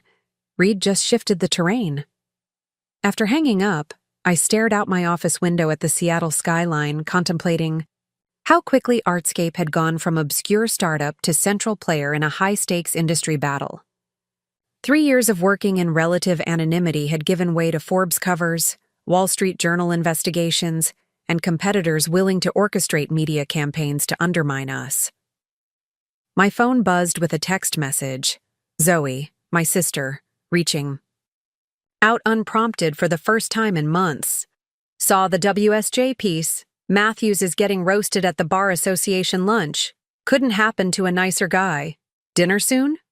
The casual invitation, acknowledging Artscape's legitimacy without qualification, marked another subtle shift in family dynamics. Before I could respond, another text arrived. This one from Ethan. My firm's tech analysts just issued a buy recommendation on any future Artscape public offering. Ironic considering they wouldn't even look at your business plan 3 years ago. Their loss. Acknowledgement from my professionally skeptical siblings felt like the completion of a circle. External validation had finally penetrated the Chen family's protective barrier of practical expectations. Later that afternoon, a courier delivered a package to our office. Inside was a vintage art book on Chinese landscape painting with a note, in my father's precise handwriting. Your grandfather would have understood your vision. So do I, finally. Dad. The simple acknowledgement, not of Artscape's commercial success, but of the vision driving it, meant more than any magazine cover or investment valuation. My moment of reflection was interrupted by Amara bursting into my office. Riley, Makerson Gallery just called. They want to expand our exhibition space by 3 times and extend the run to 6 months. The Horizon controversy has generated unprecedented interest. That's great, but... And there's more. She couldn't contain her excitement. Ted wants you to give a main stage talk on the future of emotional technology at their annual conference. Ted? As in the TED Talks? The main event. 18 minutes that could define Artscape's place in the broader cultural conversation. About technology and humanity. Amara studied my expression. Why don't you look excited? I struggled to articulate the complex emotions swirling beneath the surface. I am. It's just... When I started Artscape, it was about the technology, the vision. Now it's becoming about me personally. Covers, interviews, TED stages. That's how visionary companies grow, Riley. They become inseparable from their founders' stories. Amara sat across from me. Steve Jobs, Elon Musk, Sarah Blakely, their personal journeys became part of their company's narratives. I'm not comfortable being the face of a movement. Too late. She slid her tablet toward me, showing a business magazine's newest headline. Riley Chen, leading the emotion revolution. I groaned. Revolutionary seems a bit dramatic. It's accurate, a voice said from the doorway. Jackson stood there, tablet in hand. The open source release of our privacy framework just hit 10,000 downloads in the first hour. Developers are already building on it. The realization that our approach was spreading beyond Artscape itself, becoming a framework others could adopt and extend, shifted my perspective. Perhaps this wasn't just about personal recognition, but about advancing a philosophy of technology that prioritized human emotional experience. Fine, I conceded. Tell Ted yes. But I want the talk to focus on the vision, not my personal story. The vision is your personal story, Amara pointed out. Your rejection of traditional success metrics, Your belief that technology should enhance human connection rather than exploit it. That's what makes Artscape different. She was right, of course. The vision I'd fought for, against family expectations, financial pressures, and market skepticism, had always been personal. Perhaps embracing that reality was the next step in Artscape's evolution. The following weeks brought a flurry of activity. The Makerson Gallery installation opened to critical acclaim and unprecedented crowds. Our development team raced to complete the open-source release of our privacy architecture while simultaneously preparing for the next major version of our core platform. Amara coordinated an expanding media strategy that carefully balanced increasing visibility with protecting our core message. Through it all, Marcus Winters orchestrated preparations for our expansion funding round, now positioned to significantly exceed his original projections. Potential investors competed for allocation in what was becoming one of Seattle's most anticipated private funding events. One Wednesday morning, as I reviewed TED Talk outlines with Amara, my assistant interrupted with an urgent message. "Victor Chen on line 1 says it's important." My father rarely called during business hours, maintaining strict separation between family and work, a boundary I'd grown to appreciate as our professional relationship evolved. "Dad, is everything okay?" His voice sounded strained. "Riley, I need to see you. Today, if possible." "Of course. Is Mom all right? Are you—" "We're fine. It's a business matter." He hesitated. "The malpractice situation has developed complications." An hour later, I sat across from my parents in my father's home office, a space I'd rarely entered growing up, the inner sanctum of Victor Chen's professional life. Now he sat behind his desk, shoulders uncharacteristically tense, while my mother stood beside him in silent support. "The situation is worse than we initially understood," my father began, his clinical tone belied by the tension in his jaw. "The lawsuit now includes allegations of systematic billing irregularities spanning 5 years." "Billing irregularities?" I repeated. "You're the most meticulous person I know." "The issue isn't with my records," he clarified. "It's with the practice management system implemented by my former administrator. There appear to be algorithm-driven optimizations that systematically upcoded certain procedures." My mother interjected, her attorney's precision clarifying. The technical explanation. The software was designed to identify opportunities for legitimate higher billing codes based on documentation. But an audit suggests it may have pushed beyond regulatory boundaries in thousands of cases. "Even though you didn't design the system, as practice owner, you bear ultimate responsibility," I realized. My father nodded grimly. "The potential liability exceeds $10 million, far beyond our insurance coverage and personal assets combined." The magnitude stunned me. My father's practice, built over 30 years of dedicated work, faced not just financial ruin, but potential regulatory sanctions that could destroy his professional legacy. "What's the timeline?" I asked. "The formal complaint will be filed next week." My mother's expression remained professionally composed, but I could see the concern beneath. "We'll have 30 days to respond." "And your legal strategy?" "Limited options," she admitted. "The evidence of algorithmic upcoding is compelling, even if Victor had no knowledge of it. The best outcome would be a settlement, but the amounts discussed are—" she trailed off. "Beyond our capacity," my father finished. "We would lose everything. The house, retirement accounts, even your mother's partnership stake in her firm could be at risk." I processed this information, considering implications and options.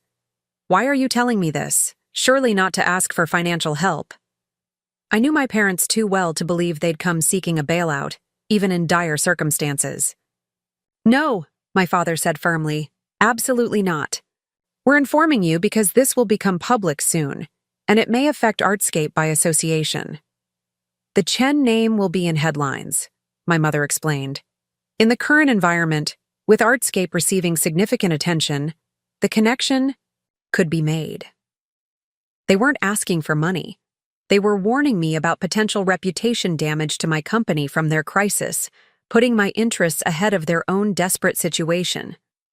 I appreciate the warning, I said carefully, but I'm more concerned about you both right now.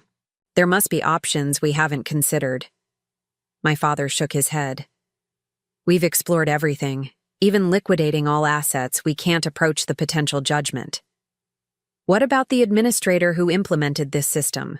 Surely they bear responsibility. Disappeared, my mother said grimly. Apparently left the country 6 months ago when the audit began. The software company claims their system was misused, not defective. I considered the technical aspects. This software made automated coding decisions based on medical documentation? Supposedly to optimize legitimate reimbursement, my father confirmed. Every practice uses similar systems now, but this one apparently crossed legal boundaries. Would you have access to the algorithm's decision patterns? The actual code that determined when to upcode it? My parents exchanged glances. Possibly, my mother said. Why? Because algorithms leave fingerprints, I explained. If the system was designed to deliberately push beyond regulatory boundaries, that would shift liability from the user to the developer. My father straightened slightly, the first hint of hope entering his expression. You think you could analyze the software? Not me personally, but I know people who could. I was already mentally assembling a team, Sanjay for algorithm analysis, Natalie for healthcare compliance perspective, and potentially outside experts in medical billing systems. The software company has far more resources than we do, my mother cautioned. Their legal team has already prepared defenses claiming user misapplication. Then we need evidence that the algorithm itself was designed to suggest improper codes, I said, my mind racing through technical approaches. If we can demonstrate that the system was fundamentally flawed by design, that changes the entire liability framework. For the first time in our adult relationship, my parents looked to me for solutions rather than questioning my judgment. The irony wasn't lost on me. Their practical, traditional careers now threatened by technology they didn't fully understand, while my impractical path potentially offered their best hope. Let me make some calls, I said, standing. We'll need the system documentation, access logs, and any communications with the software company about implementation. As I prepared to leave, my father stopped me with an uncharacteristic gesture, a hand on my shoulder. Riley, whatever happens, your mother and I want you to know something. His voice carried unusual emotion. We were wrong about your choices. The courage it took to follow your vision, to build something meaningful against conventional wisdom. We underestimated that. Whatever happens with our situation, we're proud of who you've become. The acknowledgement, delivered not in the glow of magazine covers and investment valuations, but in the shadow of their greatest professional crisis, felt like the completion of a circle. Not conditional validation based on external success markers, but genuine recognition of the principles that had guided my unconventional path. Back at Artscape, I assembled a small crisis team, carefully selecting people with both technical expertise and discretion. Sanjay for his algorithm analysis skills, Natalie for her healthcare background before joining Artscape, and Jackson as my operational partner. We need absolute confidentiality, I emphasized. This isn't officially an Artscape project. Consider it a personal favor to me. Your father's practice is in trouble? Jackson clarified, always quick to grasp essentials. I nodded. Potentially catastrophic liability from an automated billing system. We need to determine if the algorithm was designed to suggest improper coding. Sanjay immediately grasped the technical approach. We'll need to reverse engineer the decision trees, analyze pattern recognition frameworks, and identify any deliberate boundary pushing in the code base. Can we do this legally? Natalie asked. Decompiling proprietary software could violate terms of service. My father was a licensed user, I explained. We're analyzing the system as part of a legal defense, which creates certain exemptions. But we'll need to document everything meticulously. For the next 3 days, while maintaining my regular Artscape responsibilities, I coordinated what amounted to a forensic investigation of the medical billing software. Sanjay assembled a secure testing environment isolated from Artscape's systems. Natalie consulted healthcare billing experts who could interpret the algorithm's suggestions against regulatory standards. On the 4th day, at 2 a.m., Sanjay called. "I found it," he said without preamble, his voice carrying the particular excitement engineers reserve for solving complex puzzles. "The algorithm has an embedded optimization function that deliberately suggests the highest plausible code regardless of documentation adequacy." "Can you prove it was designed that way? Not just a bug?" I asked, instantly alert despite the hour. "Better than that. I found developer comments in the code. Listen to this. Implement aggressive suggestion protocol version 2.0, modified to avoid explicit regulatory flags while maximizing code optimization. It's dated 3 years ago, well before your father implemented the system. The smoking gun was even more definitive than I'd hoped. Clear evidence that the software company had deliberately designed their algorithm to push billing boundaries while maintaining plausible deniability. There's more, Sanjay continued. The system included an automatic update module that periodically adjusted the algorithm based on audit patterns. It was designed to learn from and avoid detection. By morning, we had compiled a comprehensive technical analysis documenting how the billing software had been deliberately designed to suggest improper codes while maintaining plausible deniability for both the company and users. The evidence strongly suggested that the practice administrator who had implemented the system may have been incentivized by the software company to adopt their optimization packages. I delivered our findings to my parents that afternoon. My mother, her legal mind immediately grasping the implications, nearly dropped the technical documentation. "This shifts the entire liability framework," she whispered, "from practitioner negligence to software developer fraud." My father studied the annotated code samples, where Sanjay had highlighted the damning developer comments. They knew exactly what they were doing. "The question," I said carefully, "is how to leverage this evidence most effectively." My mother was already thinking strategically, not through conventional channels. The software company would bury this in years of litigation, claiming the code was taken out of context. "We need to change the battlefield," my father agreed, unconsciously echoing Marcus Winter's earlier observation about competitive dynamics. "What about Reed at the Wall Street Journal?" I suggested. "He specializes in technology ethics and has demonstrated independence." My parents exchanged glances, silently communicating in the shorthand of their decades-long partnership. "A risky approach," my mother acknowledged, "but potentially effective if the evidence is compelling enough." "Is it?" I asked, looking to them both. My father nodded slowly. "This isn't just about our situation anymore. This software is used by hundreds of practices nationwide. If it's systematically suggesting improper billing to maximize revenue, then it's a story about technology ethics, healthcare integrity, and algorithmic accountability," I finished. Exactly the issues Reed specializes in covering.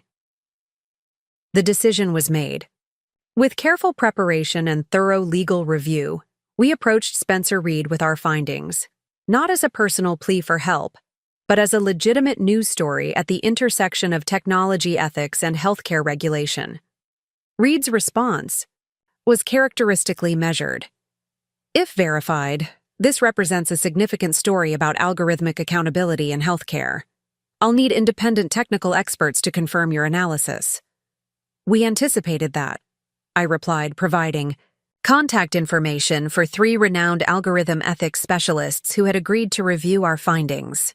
A week later, the Wall Street Journal published Reed's investigative piece, Code of Deception: How Billing Algorithms Push Medical Practices Beyond Legal Boundaries.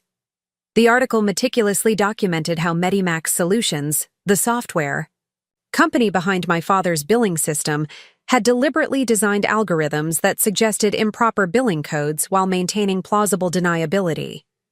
Reed's piece went beyond my father's specific case, identifying dozens of practices nationwide facing similar regulatory scrutiny due to the same software. He included statements from former Medimax employees confirming that the company had internally referred to their optimization module as the gray area maximizer. The impact was immediate and far-reaching. By evening, the Healthcare Finance Regulatory Authority had announced a formal investigation into Medimax. 3 major health systems suspended use of their software pending review. Class action attorneys began organizing affected medical practices into potential plaintiffs. Most importantly for my parents, the narrative had completely shifted. My father was no longer portrayed as potentially negligent, but as one of many victims of algorithmic deception.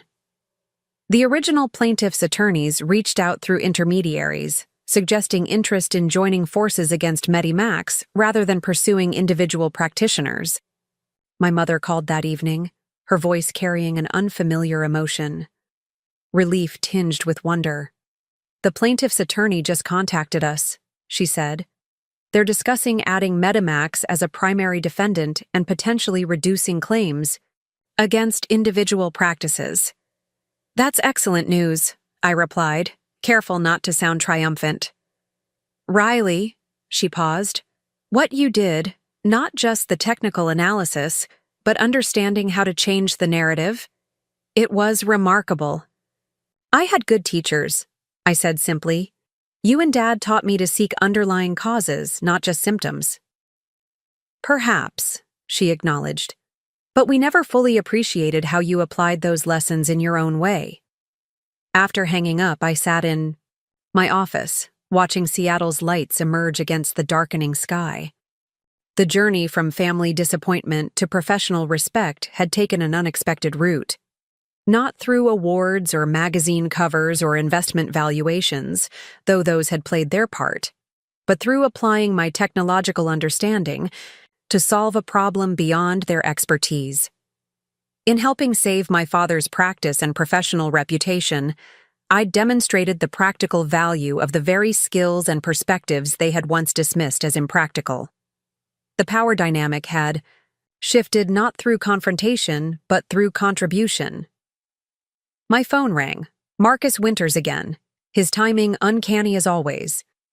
"Reed's healthcare algorithm piece is creating waves far beyond medical circles," he said without preamble. "The broader implications for algorithmic accountability are drawing attention from regulators looking at tech platforms generally." "That wasn't my intention," I admitted. "It was a specific situation with specific harms. Intent rarely matters in these scenarios." Winters sounded unusually philosophical. "You've inadvertently positioned Artscape as a counterpoint, a company built on algorithmic transparency and ethical data handling, just as the industry faces increasing scrutiny." He wasn't wrong. The contrast between Medimax's deliberately deceptive algorithms and Artscape's open-source privacy framework couldn't be more striking. "Sometimes the most powerful positioning isn't planned," Winters continued. "Our funding round was already oversubscribed. After Reed's piece, we're turning away major firms. Everyone wants to back the ethical algorithm company." The irony wasn't lost on me. By helping my parents navigate a crisis created by deceptive technology, I'd inadvertently strengthened Artscape's market position as a trustworthy alternative in an industry increasingly questioned for its ethical practices. My assistant knocked, gently, then entered with a small package. "This just arrived for you. Messenger said it required personal delivery." Inside was a small wooden box with intricate hand-carved details. A note accompanied it in my father's handwriting. "This belonged to your grandfather. He kept his most precious brushes in it. Now it should hold whatever tools matter most to you. With admiration, Dad." The gesture, acknowledging both my heritage and my chosen path, moved me deeply. My grandfather's artistic tools had given way to my digital ones, but the creative lineage remained unbroken. My phone buzzed with another call, this time from Kent Matthews, Horizon's CEO. "Impressive move with the MetaMax story," he said when I answered, his tone suggesting genuine respect rather than the calculated warmth of our previous interaction. "Changing the narrative through investigative journalism instead of direct confrontation. I underestimated you." "It wasn't a competitive strategy," I replied truthfully. "It was about exposing harmful technology practices. Intentional or not, you've reshaped the competitive landscape." Matthews paused. "Our acquisition offer stands, though I suspect the price now needs revision upward. Artscape isn't for sale, Kent, not at any price." "Everyone has a number, Riley. This isn't about numbers. It's about vision, about building technology that enhances human experience rather than exploiting it." After hanging up, I realized how fundamentally my language had changed. 3 years ago, defending my decision to leave Stanford and launch Artscape, I'd struggled to articulate the vision in terms my family could understand. Now, the words came naturally, with conviction born of building something real against significant odds. My phone buzzed yet again, a text from Amara. "Ted confirmed main stage opening slot. They're positioning your talk as the future of ethical technology. Also, Time Magazine requesting interview for potential profile. Where are you?" Where was I? Physically in my office, surrounded by evidence of Artscape's growing success and influence. Metaphorically, at a turning point, no longer defending my vision against skepticism, but leading a movement gaining momentum beyond anything I'd imagined. I texted back, "Still at the office. Set up the Time interview for next week." And call. "My parents. I want to invite them to TED." The symmetry felt right. They had attended countless academic ceremonies and professional milestones for my siblings. Now, they would witness my equivalent achievement. Not a diploma or partnership announcement, but a vision taking flight in ways that might ultimately prove more significant. As Seattle's evening lights reflected against low-hanging clouds, I opened my grandfather's brushbox, running my fingers along the smooth interior worn by decades of artistic tools. Inside, I placed the prototype emotional response sensor from Artscape's first working model, the technological brush that had started everything. Old and new, artistic heritage and technological innovation, family tradition and personal vision. No longer in conflict but in conversation across generations. The circle, at last, felt complete. The TED stage was both smaller and more intimidating than I'd imagined. From the audience, these talks appeared to unfold in expansive spaces, but, standing in the wings, waiting for my introduction, I faced a tight red circle surrounded by darkness and hundreds of expectant faces. 2 minutes, a production assistant whispered, adjusting my microphone one final time. I scanned the audience, finding my parents in the third row, my mother impeccably dressed, my father characteristically rigid in his posture. Beside them sat Jackson and Amara, my first believers when the vision was nothing but sketches and code. Marcus Winters occupied an aisle seat near the front, his presence both supportive and evaluative. The host's voice echoed through the hall. "Our opening speaker is redefining how technology interfaces with human emotion. Please welcome the founder and CEO of Artscape, Riley Chen." The spotlight found me as I walked to center stage. For a moment, I remembered standing in my parents' formal dining room 3 years earlier, defending my decision to drop out of Stanford's graduate program. The journey from that lonely position to this global platform hadn't been linear, but the vision had remained constant. "Technology should enhance human connection, not replace it," I began, the words projecting more confidence than I felt. Yet, most digital experiences today optimize for engagement metrics rather than emotional authenticity. We measure success by time spent, not value created. By attention captured, not connection fostered. The audience, technology leaders, entrepreneurs, researchers, cultural figures, leaned forward slightly, a subtle collective shift that suggested resonance. At Artscape, we've asked a different question. What if digital experiences could respond to how we actually feel, rather than simply what we click? For the next 17 minutes, I explained our vision of emotionally responsive technology, interfaces that adapted to subtle biometric indicators, creating experiences that felt genuinely personal without exploiting personal data. I demonstrated how our open-source privacy framework maintained user control while enabling emotional responsiveness. This isn't about manipulating emotions, I emphasized. It's about acknowledging them, creating digital spaces that respect how humans actually experience the world. As I concluded, the auditorium fell silent for a heartbeat before erupting in applause. From my position on stage, I could see my father actually smiling, a rare public display of emotion from a man who prized composure. My mother sat straighter, a gesture I recognized as her version of pride. Backstage, congratulations flowed from other speakers and TED curators. Revolutionary approach, said a prominent AI ethicist. Finally, someone thinking about technology in human terms, commented a neuroscientist scheduled to speak the following day. Marcus Winters appeared, navigating through the well-wishers with characteristic purpose.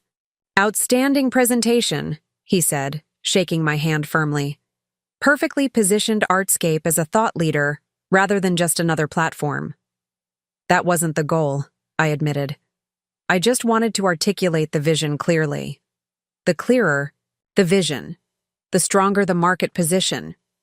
Winters checked his phone. The talk is already trending. Footage goes live online tomorrow, but clips are circulating now. Funding round officially closes next week, but we're already oversubscribed by 300%. Before I could respond, my parents approached, their expressions conveying more than words could. My father reached out, not for a handshake, but an actual embrace. You were magnificent, he said simply. The audience was completely engaged, my mother added, her analytical mind still assessing performance metrics even in emotional moments.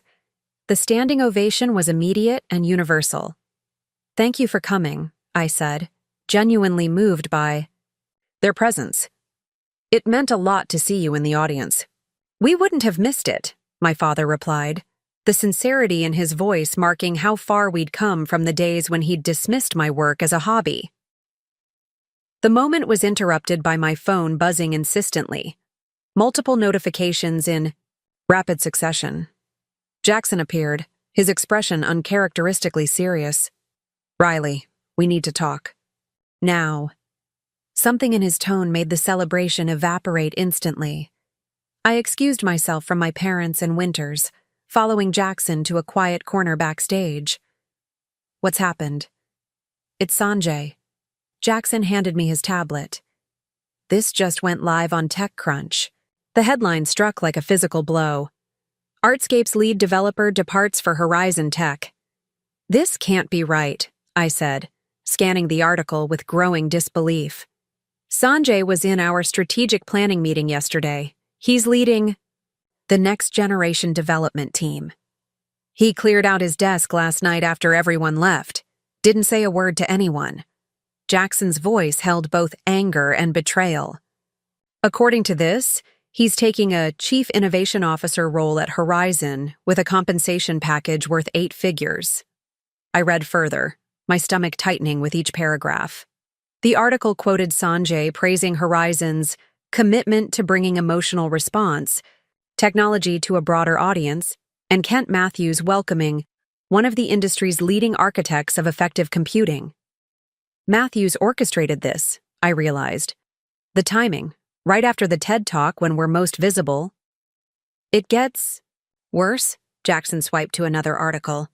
Horizon just announced Horizon Feel, an emotional response platform rolling out next quarter.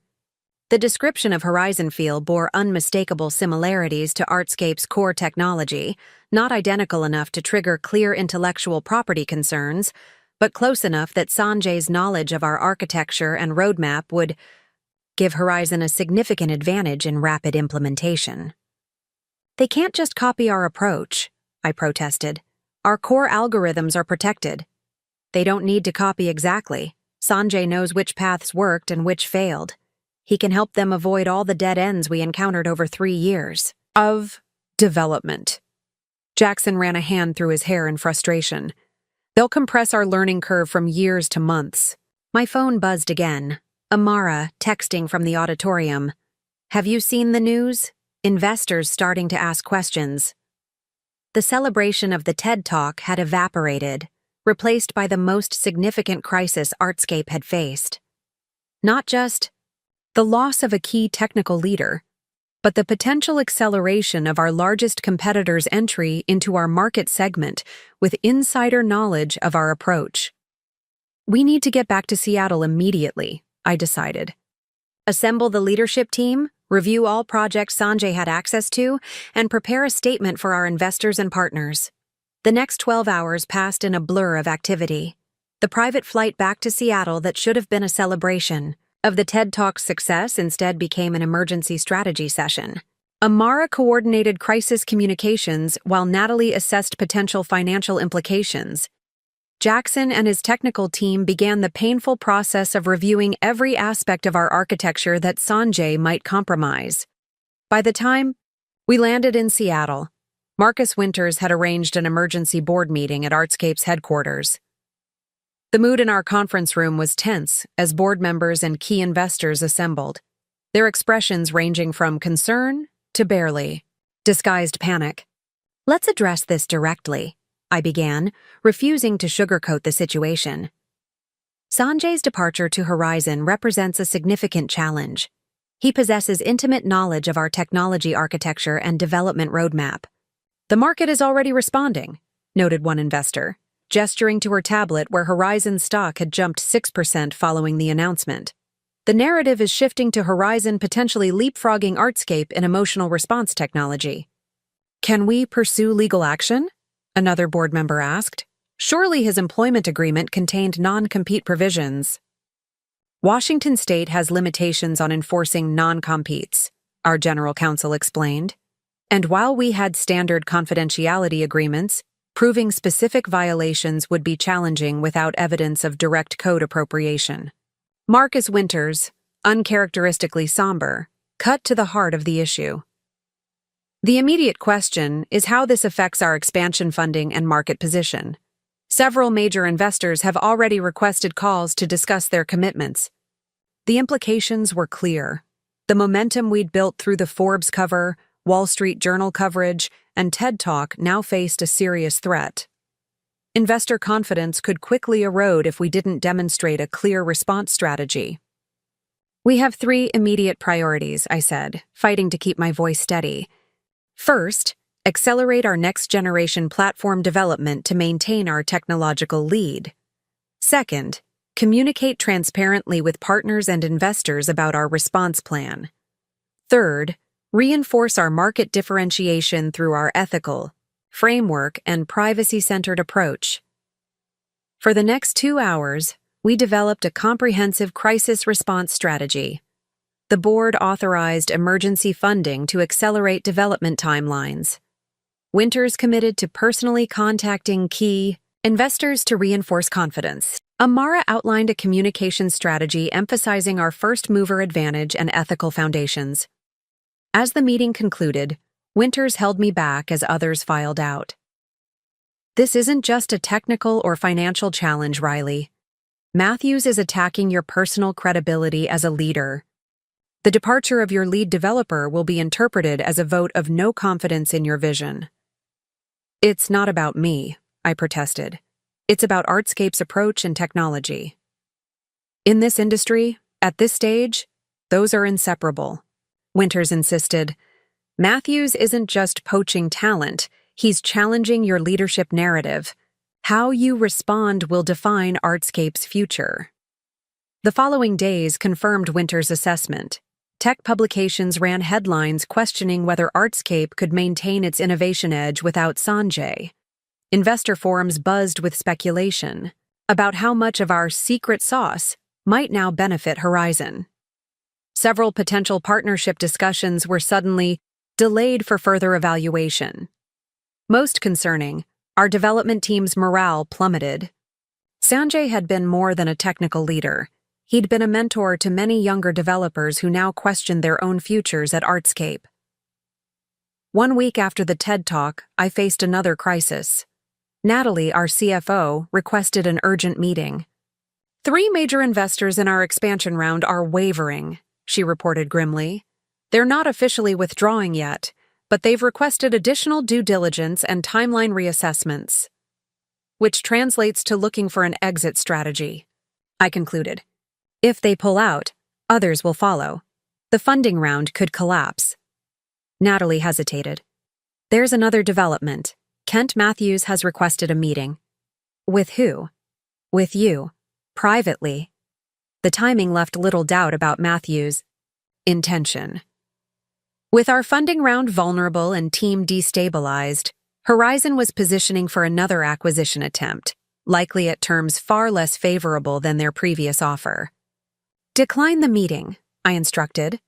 We need to focus on stabilizing our position, not entertaining acquisition discussions. Natalie looked uncomfortable. Winters suggested you should take the meeting, at least hear what Matthews is proposing. The fact that Winters, our lead investor and strongest supporter, thought I should consider Matthews's overture underscored the severity of our situation. Despite my personal distaste for Matthews' tactics, I reluctantly agreed to a breakfast meeting at a neutral location.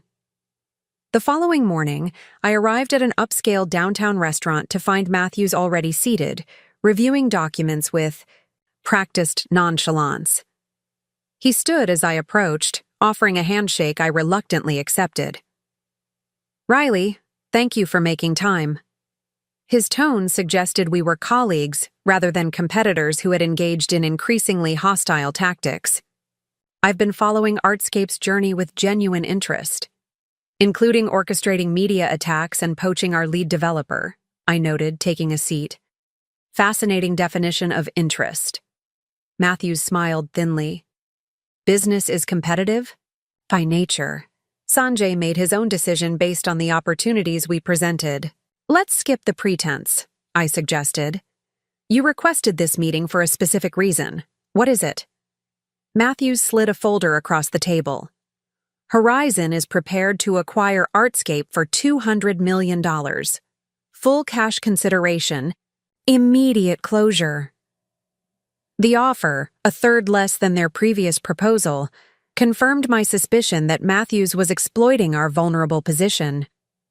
Not interested, I said without opening the folder.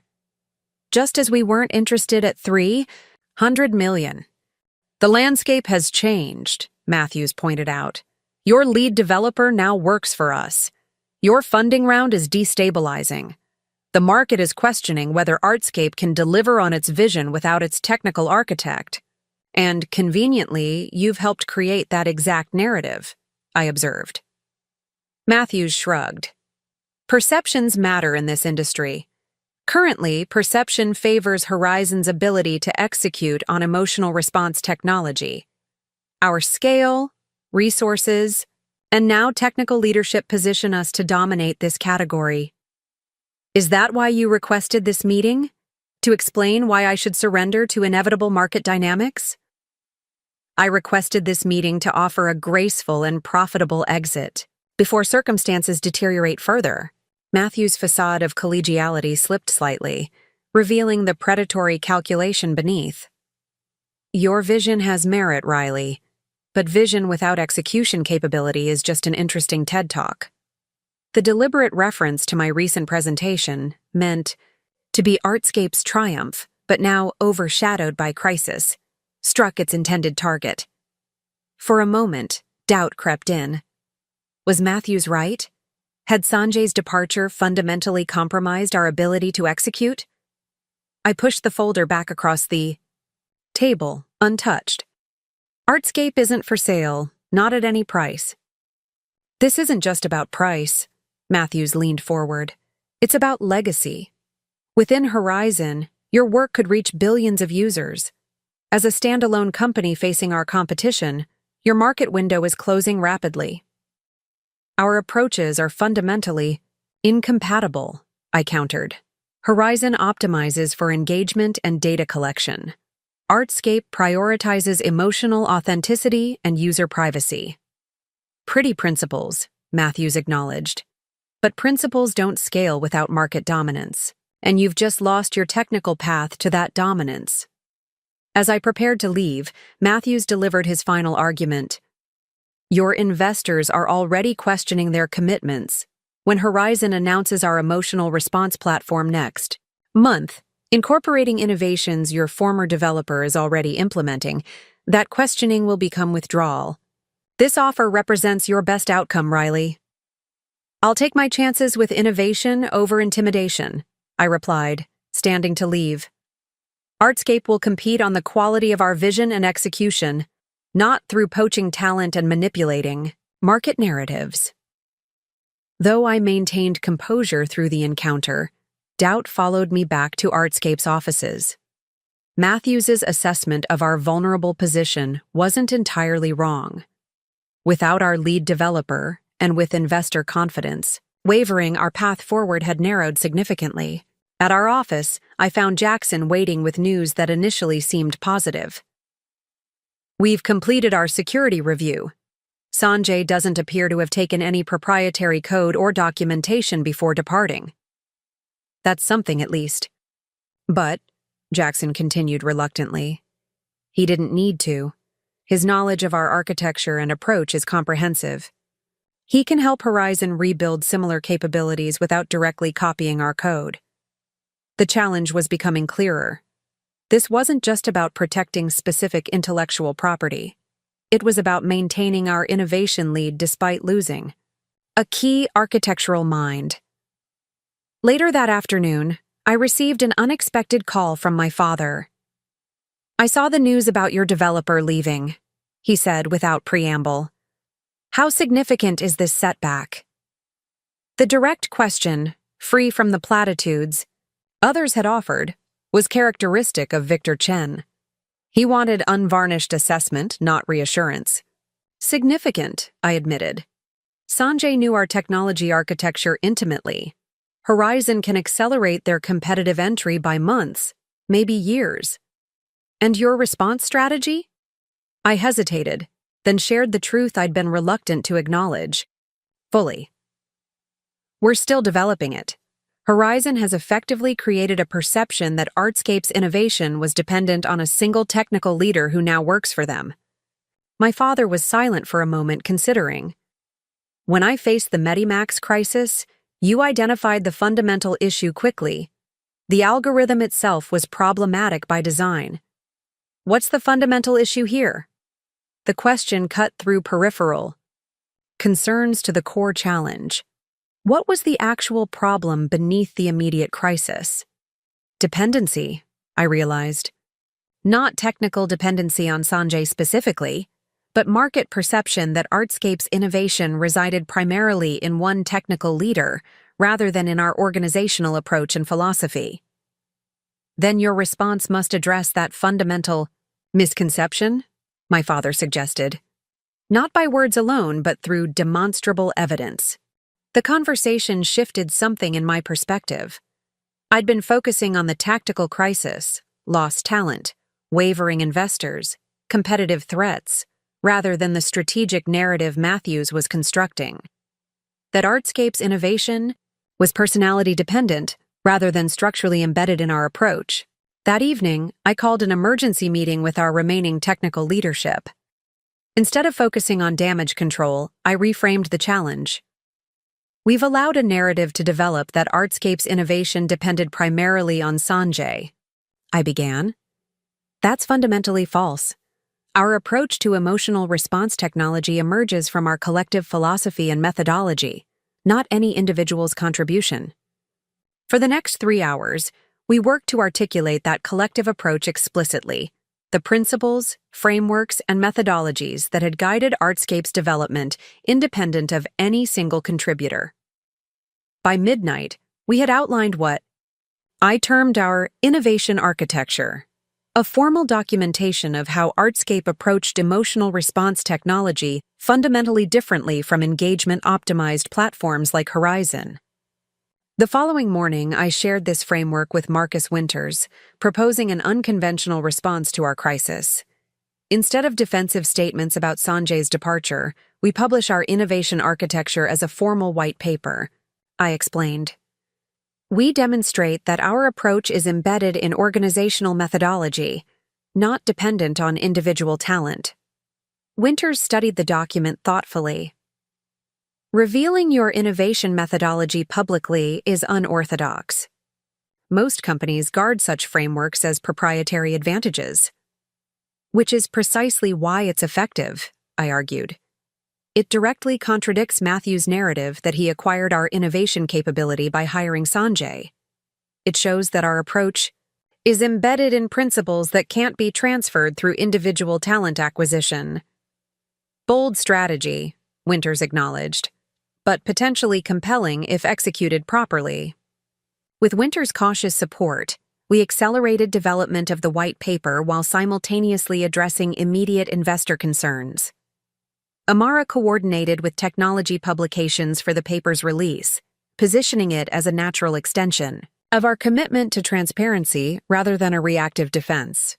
2 weeks after Sanjay's departure, Artscape published Emotional Authenticity, an architectural framework for human-centered technology. The paper comprehensively documented our approach to developing emotional response technology, emphasizing the philosophical and methodological foundations rather than specific technical implementations. The response exceeded our expectations. Technology analysts praised the framework's cohesiveness and innovation philosophy. Several prominent AI ethicists endorsed our human-centered approach as a model for responsible technology development. Most importantly, the paper shifted discourse from Sanjay's departure to Artscape's distinctive innovation methodology. Natalie reported the first tangible impact. 2 of the wavering investors have recommitted to the funding round. They specifically cited the innovation architecture paper as evidence of organizational depth beyond individual contributors. The tide began to turn. Technical talent applications increased, with candidates specifically referencing our published innovation framework as their motivation for seeking roles at Artscape. Development teams reported renewed confidence and acceleration in next-generation features. Partner discussions that had stalled resumed with fresh momentum. 3 weeks after publishing the paper, we received unexpected validation from a former Horizon developer who publicly stated that Matthews had directed their teams to replicate Artscape's outcome but not methodology, inadvertently confirming that Horizon sought to copy our results without adopting the ethical framework that produced them. By month's end, our expansion funding round closed successfully, though with modified terms reflecting the turbulence we'd navigated. Artscape had weathered its first major crisis, emerging with clearer articulation of our unique approach and stronger organizational resilience. The experience changed me as a leader. The initial shock of Sanjay's departure had temporarily shaken my confidence in our vision. Matthews had exploited that vulnerability masterfully, presenting acquisition as the only rational response to inevitable market dynamics. But the crisis had ultimately forced us to articulate more explicitly what made Artscape different. Not just our technology, but our fundamental approach to human-centered innovation. In defending against an existential threat, we had strengthened our core identity. One Thursday afternoon, as our teams worked with renewed energy on next-generation features, I received an unexpected visitor. The receptionist announced that Victor Chen was in the lobby, asking if I had a few minutes available. I found my father studying the digital art installations in our reception area with unusual interest. He turned as I approached, his expression uncharacteristically uncertain. "I hope I'm not interrupting," he said formally. I was downtown for a deposition in the Medimax case and thought I might stop by. Of course, I led him to my office, curious about this unprecedented, spontaneous visit. My father had never before appeared unannounced at Artscape, or any workplace as far as I knew. His professional life ran strictly on carefully scheduled appointments. Once seated, he seemed uncharacteristically hesitant. I've been following your response to the developer's departure. The innovation architecture paper was impressive. Thank you, I replied, still puzzled by his presence. It reminded me of something. He reached into his briefcase, removing an aged medical journal. This was published during my residency. He opened to a bookmarked page showing an article he had written 40 years earlier. Integrated Diagnostic Methodology, Beyond Symptomatic Response.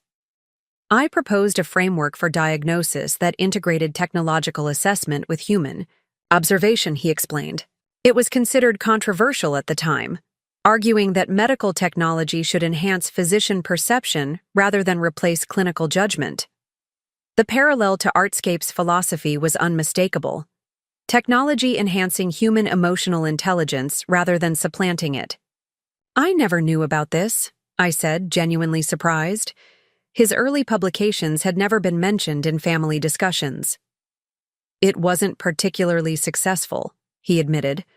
The medical establishment was embracing technological solutions that promised to standardize diagnosis through quantitative measures alone. My integrated approach seemed regressive to many colleagues. But you believed in it. I did. He nodded slowly. Reading your innovation architecture paper, I recognized something familiar.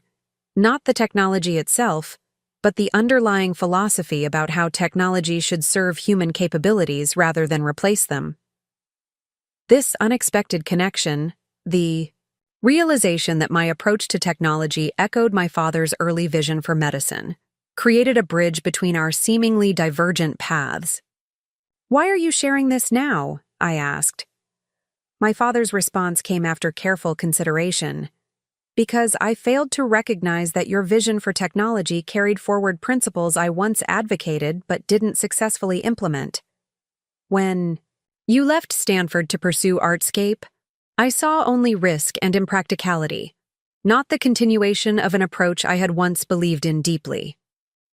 The acknowledgement, more personal than his previous expressions of pride in Artscape's commercial success, represented a different kind of validation. Not of outcomes or status markers, but of the fundamental philosophy underlying my work. The innovation architecture paper demonstrates remarkable clarity of vision, he continued, particularly under pressure from a significant market threat. That capacity, to articulate core principles in response to challenge, defines genuine leadership. Coming from Victor Chen, who had built his reputation on unflinching diagnostic precision in both medicine and management, this represented his highest form of professional respect. Thank you, I said simply, understanding the significance of his assessment. As he prepared to leave, my father paused at the door. One more observation, if I may. Of course. Matthews approached this as a conventional competitive conflict. Acquire talent, destabilize funding, then present acquisition as the only rational solution. His expression showed rare animation. He fundamentally misunderstood what he was competing against. How so? He assumed Artscape's innovation resided primarily in technical implementation rather than philosophical approach. My father allowed himself a slight smile. A diagnostic error that may prove fatal to his strategy. After he left, I remained at my desk, reflecting on the unexpected connection between my father's early medical philosophy and Artscape's technological approach. For years, I'd defined my path in opposition to his expectations, not recognizing the underlying continuity in our thinking about how technology should serve human needs rather than reshape them. My phone buzzed with a message from Amara. TechCrunch requesting interview about innovation architecture framework. They're calling it a new paradigm for ethical technology development. Also, 3 more developers from Horizon just submitted applications to join our team. I smiled at the irony. Matthews had engineered Sanjay's departure to destabilize Artscape and force an acquisition. Instead, he had inadvertently pushed us to articulate our innovation philosophy more explicitly, attracting talent aligned with our approach while strengthening our market differentiation. Perhaps most significantly, the crisis had revealed unexpected connections between my father's early medical philosophy and my technological vision, between organizational resilience and innovation methodology, between transparent frameworks and market leadership. As Seattle's afternoon light filtered through my office windows, I opened the innovation architecture document once more, adding a new acknowledgement to its introduction.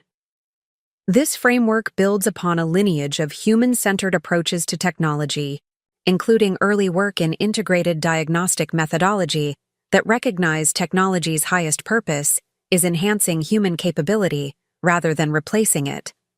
The attribution bridged generational perspectives, connecting my father's medical insights with Artscape's technological vision, not through family obligation, but through genuine intellectual lineage. The circle of understanding had expanded, transforming personal crisis into shared vision. The morning of Artscape's public offering dawned with unusual clarity for Seattle. Bright sunshine illuminating the city's skyline as I stood at my apartment. Window, coffee in hand. The symbolism wasn't lost on me. After 5 years of building, struggling, and transforming, today marked Artscape's transition from private vision to public company. My phone buzzed with a text from Jackson. Markets buzzing. Institutional demand exceeding expectations. You ready for this? Was I ready? The journey from Stanford dropout to CEO of a company valued at over $1 billion had never been the straightforward path my family once envisioned for me. Yet somehow, through crisis and vindication, we'd arrived at this milestone. Rather than our offices, the leadership team had arranged to gather at the observation deck of Columbia Tower, Seattle's tallest building. The symbolism was deliberate, a perspective that encompassed both where we'd started and the expansive possibilities ahead. I arrived to find our core team already assembled, Jackson monitoring market sentiment on multiple devices, Amara coordinating with media outlets covering the IPO, Natalie in deep conversation with our investment bankers about opening price expectations. The newer faces, too, talented developers who had joined following the innovation architecture. Publication, drawn by our vision rather than mere compensation. There she is, Jackson announced. The woman of the hour. Before I could respond, another voice cut through the chatter. Arriving exactly on time. Some habits don't change. I turned to find my family, all of them, standing near the windows. My father with uncharacteristic informality in his posture. My mother allowing herself a genuine smile rather than her usual measured expression. Even Ethan and Zoe had taken rare days away from their demanding careers to be present. You came, I said, momentarily speechless at their collective presence. We wouldn't miss it, my mother replied, embracing me briefly. The first Chen IPO deserves family attendance. My father stepped forward, something clutched carefully in his hand. I brought this for today. He opened his palm to reveal my grandfather's carved wooden box, the one he'd given me after the Wall Street Journal investigation. Your grandfather kept his most precious tools in this. Today, it should hold this. He opened the box to reveal a small crystal sculpture of intertwined forms, recognizably Artscape's logo rendered in fine crystal. It's beautiful, I said, genuinely moved. Commissioned it specially, he explained with uncharacteristic self-consciousness. Though I suspect its value will be eclipsed by your stock certificates shortly. The joke, my father actually making a joke, marked how profoundly our relationship had evolved. 5 years ago, he couldn't conceive of value outside traditional professional paths. Now he stood at his daughter's IPO, having commissioned an artistic commemoration of her unconventional success. The observation deck's main screen flickered to life, showing the exchange floor where Artscape would shortly begin trading. Our banker approached, phone pressed to ear. "Final pricing confirmed at $78 per share," she announced. "Top end of the range. Institutional demand. Exceeding allocation by 3 times." Cheers erupted from the Artscape team. The valuation, over 4 times what Kent Matthews had offered during his acquisition attempt, validated our decision to remain independent despite the challenges we'd faced. My family exchanged glances, clearly impressed despite their limited familiarity with IPO dynamics. Even Ethan, whose investment banking career had exposed him to numerous public offerings, seemed genuinely startled by the numbers involved. "Proud of you, sis," he said simply, the straightforward acknowledgement more meaningful from my usually competitive brother than any elaborate praise. As the opening bell approached, Marcus Winters joined our gathering, his customary intensity momentarily softened. "Ready for your company's debut, Ms. Chen?" "As ready as I'll ever be," I admitted. "The road to today wasn't what any of us expected," he acknowledged. "But perhaps that's what makes it significant." Winters was right. The path, from family disappointment to Forbes cover, from talent departure to innovation architecture, from acquisition pressure to independent public offering, had taken unexpected turns. Yet each challenge had ultimately strengthened Artscape's vision and my leadership. The screen showed the exchange floor preparing for our opening. Amara gestured me toward the center of our gathering. "A few words for the team before we go live?" she suggested.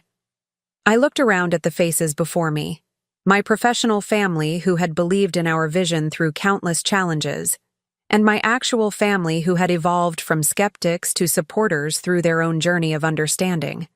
5 years ago, I made a choice that many considered impractical, I began, to build technology that prioritized emotional authenticity in a market focused on engagement metrics and data harvesting. That choice wasn't always easy to defend, not to investors, not to competitors, and, I glanced at my parents, not to family concerned about traditional definitions of success. My father nodded slightly in acknowledgement of our shared history. But the vision that drove Artscape was never about following established paths. It was about creating technology that enhances human connection rather than diminishing it. Technology that responds to how we feel, not just what we click. Jackson raised his coffee mug in silent approval. Natalie smiled, remembering the countless pitch meetings where we'd defended this approach against skeptical investors. Today's milestone matters not because of valuations or share prices, but because it demonstrates that principles can scale, that an ethical approach to technology can create significant value while remaining true to its founding vision. The screen showed trading preparations in their final stages. The opening moments approached. "Whatever happens when that bell rings," I concluded, "remember that Artscape's true success isn't measured by market capitalization, but by how effectively we advance technology that respects and enhances human emotional experience." As I finished speaking, the opening bell rang. The screen displayed our ticker symbol and the first trades, immediately jumping to $86, then $90, then beyond. The room erupted in cheers as the valuation calculations adjusted upward in real time. Amid the celebration, I felt a hand on my shoulder. My father, his expression contemplative rather than jubilant. "May I offer an observation?" he asked quietly. "Of course." "What you've built extends beyond commercial success," he said, gesturing toward the exuberant team members checking share prices on their phones. "You've created a framework for technology that honors human experience rather than exploiting it. That may ultimately matter more than today's valuation."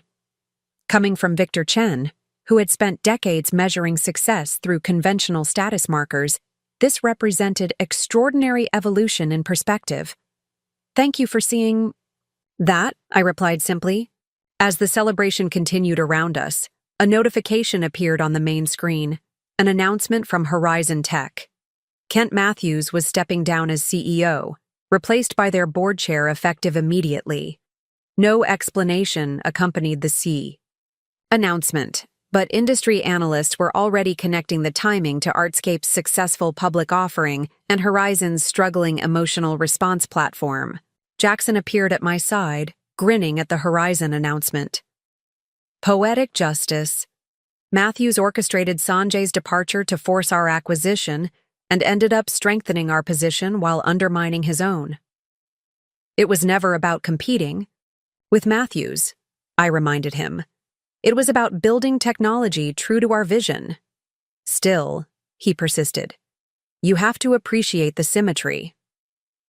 Later, as the initial excitement settled into steady monitoring of our successful trading debut, I found a moment alone with my mother near the observation deck's windows. Seattle's landscape spread before us.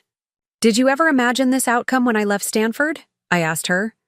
She considered carefully before answering. No, she admitted, but that reflects my limitations, not yours. You and Dad wanted security and recognition for me, I acknowledged. Those aren't bad things to want for your child. We confused the path with the destination, she replied thoughtfully. We believed certain professional routes guaranteed fulfillment and success. You understood something we didn't. That authentic vision creates its own path. My father joined us, gazing out at the city where his medical practice had established the family name before Artscape expanded its recognition globally. Your grandfather would have understood you immediately, he said, continuing a theme he'd returned to repeatedly as our relationship healed. He believed genuine innovation requires challenging established patterns, even when that creates temporary isolation. I wish I had known him better, I said truthfully. You honor his approach through your own work, my father replied. Creating technology that responds to human emotion rather than manipulating it. He would have recognized that philosophy immediately. The observation that Artscape's vision connected across generations, bridging my grandfather's artistic sensibility, my father's early medical philosophy, and my technological approach, created a sense of lineage I'd never fully appreciated before. As the trading day progressed, Artscape's share price stabilized at nearly double our offering price. The team celebrated this objective validation while I found myself reflecting on the less measurable achievements, the culture we'd built, the innovation approach we'd formalized, the technology philosophy we'd advanced. Marcus Winters approached. As the gathering began to disperse, investors and team members heading to various celebration events planned throughout the day. Congratulations, he said simply. Not just on the offering's success, but on building a company worth taking public. One, with genuine differentiation and sustainable philosophy. Thank you for believing in that vision early, I replied. Many investors wouldn't have. Most investors seek familiar patterns, Winters acknowledged. The truly significant opportunities emerge from recognizing legitimate innovation that challenges those patterns. As he turned to leave, he added a final observation. Matthews failed to understand what he was competing against. He saw technology features and talent acquisition. He never grasped the philosophical framework that generated Artscape's innovations, the same framework that allowed you to survive his talent raid and thrive beyond it. By late afternoon, as Seattle's early winter sunset painted the sky in dramatic oranges and purples, I gathered with my family for a private dinner. My choice, a venue rather than the formal restaurants they typically favored. I'd selected a small place in my old Capitol Hill neighborhood, the area where Artscape had first taken shape in my converted loft. Quite a change from the dining room where we once discussed your hobby, my mother observed as we settled around the table. Some things have changed, I agreed. Others have simply become clearer. My father raised his glass. To clarity, then, and to the vision to pursue it even when others can't yet see it. We clinked glasses in a moment that would have been unimaginable 5 years earlier, my family toasting the unconventional path they had once actively discouraged. Later, walking back to my car through the neighborhood where Artscape began, I paused outside the old warehouse building that had housed my first impromptu studio. The windows of my former loft glowed with the lights of new occupants, perhaps nurturing their own emerging visions. My phone buzzed with a message from Jackson. Final closing price, $124.83. Market cap, $3.12 billion. Not bad for a hobby. I smiled at the reference, but found myself more moved by the message that followed, from my father. Your grandfather's journal mentioned that true innovation often appears impractical until it reveals possibilities others couldn't imagine. You've honored that insight, proud of the path you've created. The validation, not of Artscape's commercial success, but of the vision and principles behind it, completed a circle. From family skepticism to professional dismissal to competitive attack, the journey had ultimately led to a deeper recognition. That meaningful innovation often requires charting paths others initially question or dismiss. As Seattle's lights reflected against low clouds, I tucked my grandfather's wooden box, now holding both his memory and Artscape's crystalline emblem, into my coat pocket. The weight felt right, connecting past insights with present achievement, and future possibilities in a lineage I was only now fully appreciating. Tomorrow would bring new challenges, the expectations of public markets, the responsibilities of expanded scale, the never-ending evolution of technology. But tonight, standing where the journey began, I felt something beyond validation or vindication. I felt the quiet certainty of having remained true to a vision worth pursuing, even when that pursuit led through territory others couldn't yet see or understand. The hobby had become a mission, had become a movement, not by abandoning its core principles for market acceptance, but by demonstrating that those principles could create value precisely because they challenged prevailing assumptions. My father was right. Some forms of success can only be achieved by first being impractical enough to imagine them. Up next, you've got 2 more standout stories right on your screen. If this one hit the mark, you won't want to pass these up. Just click and check them out.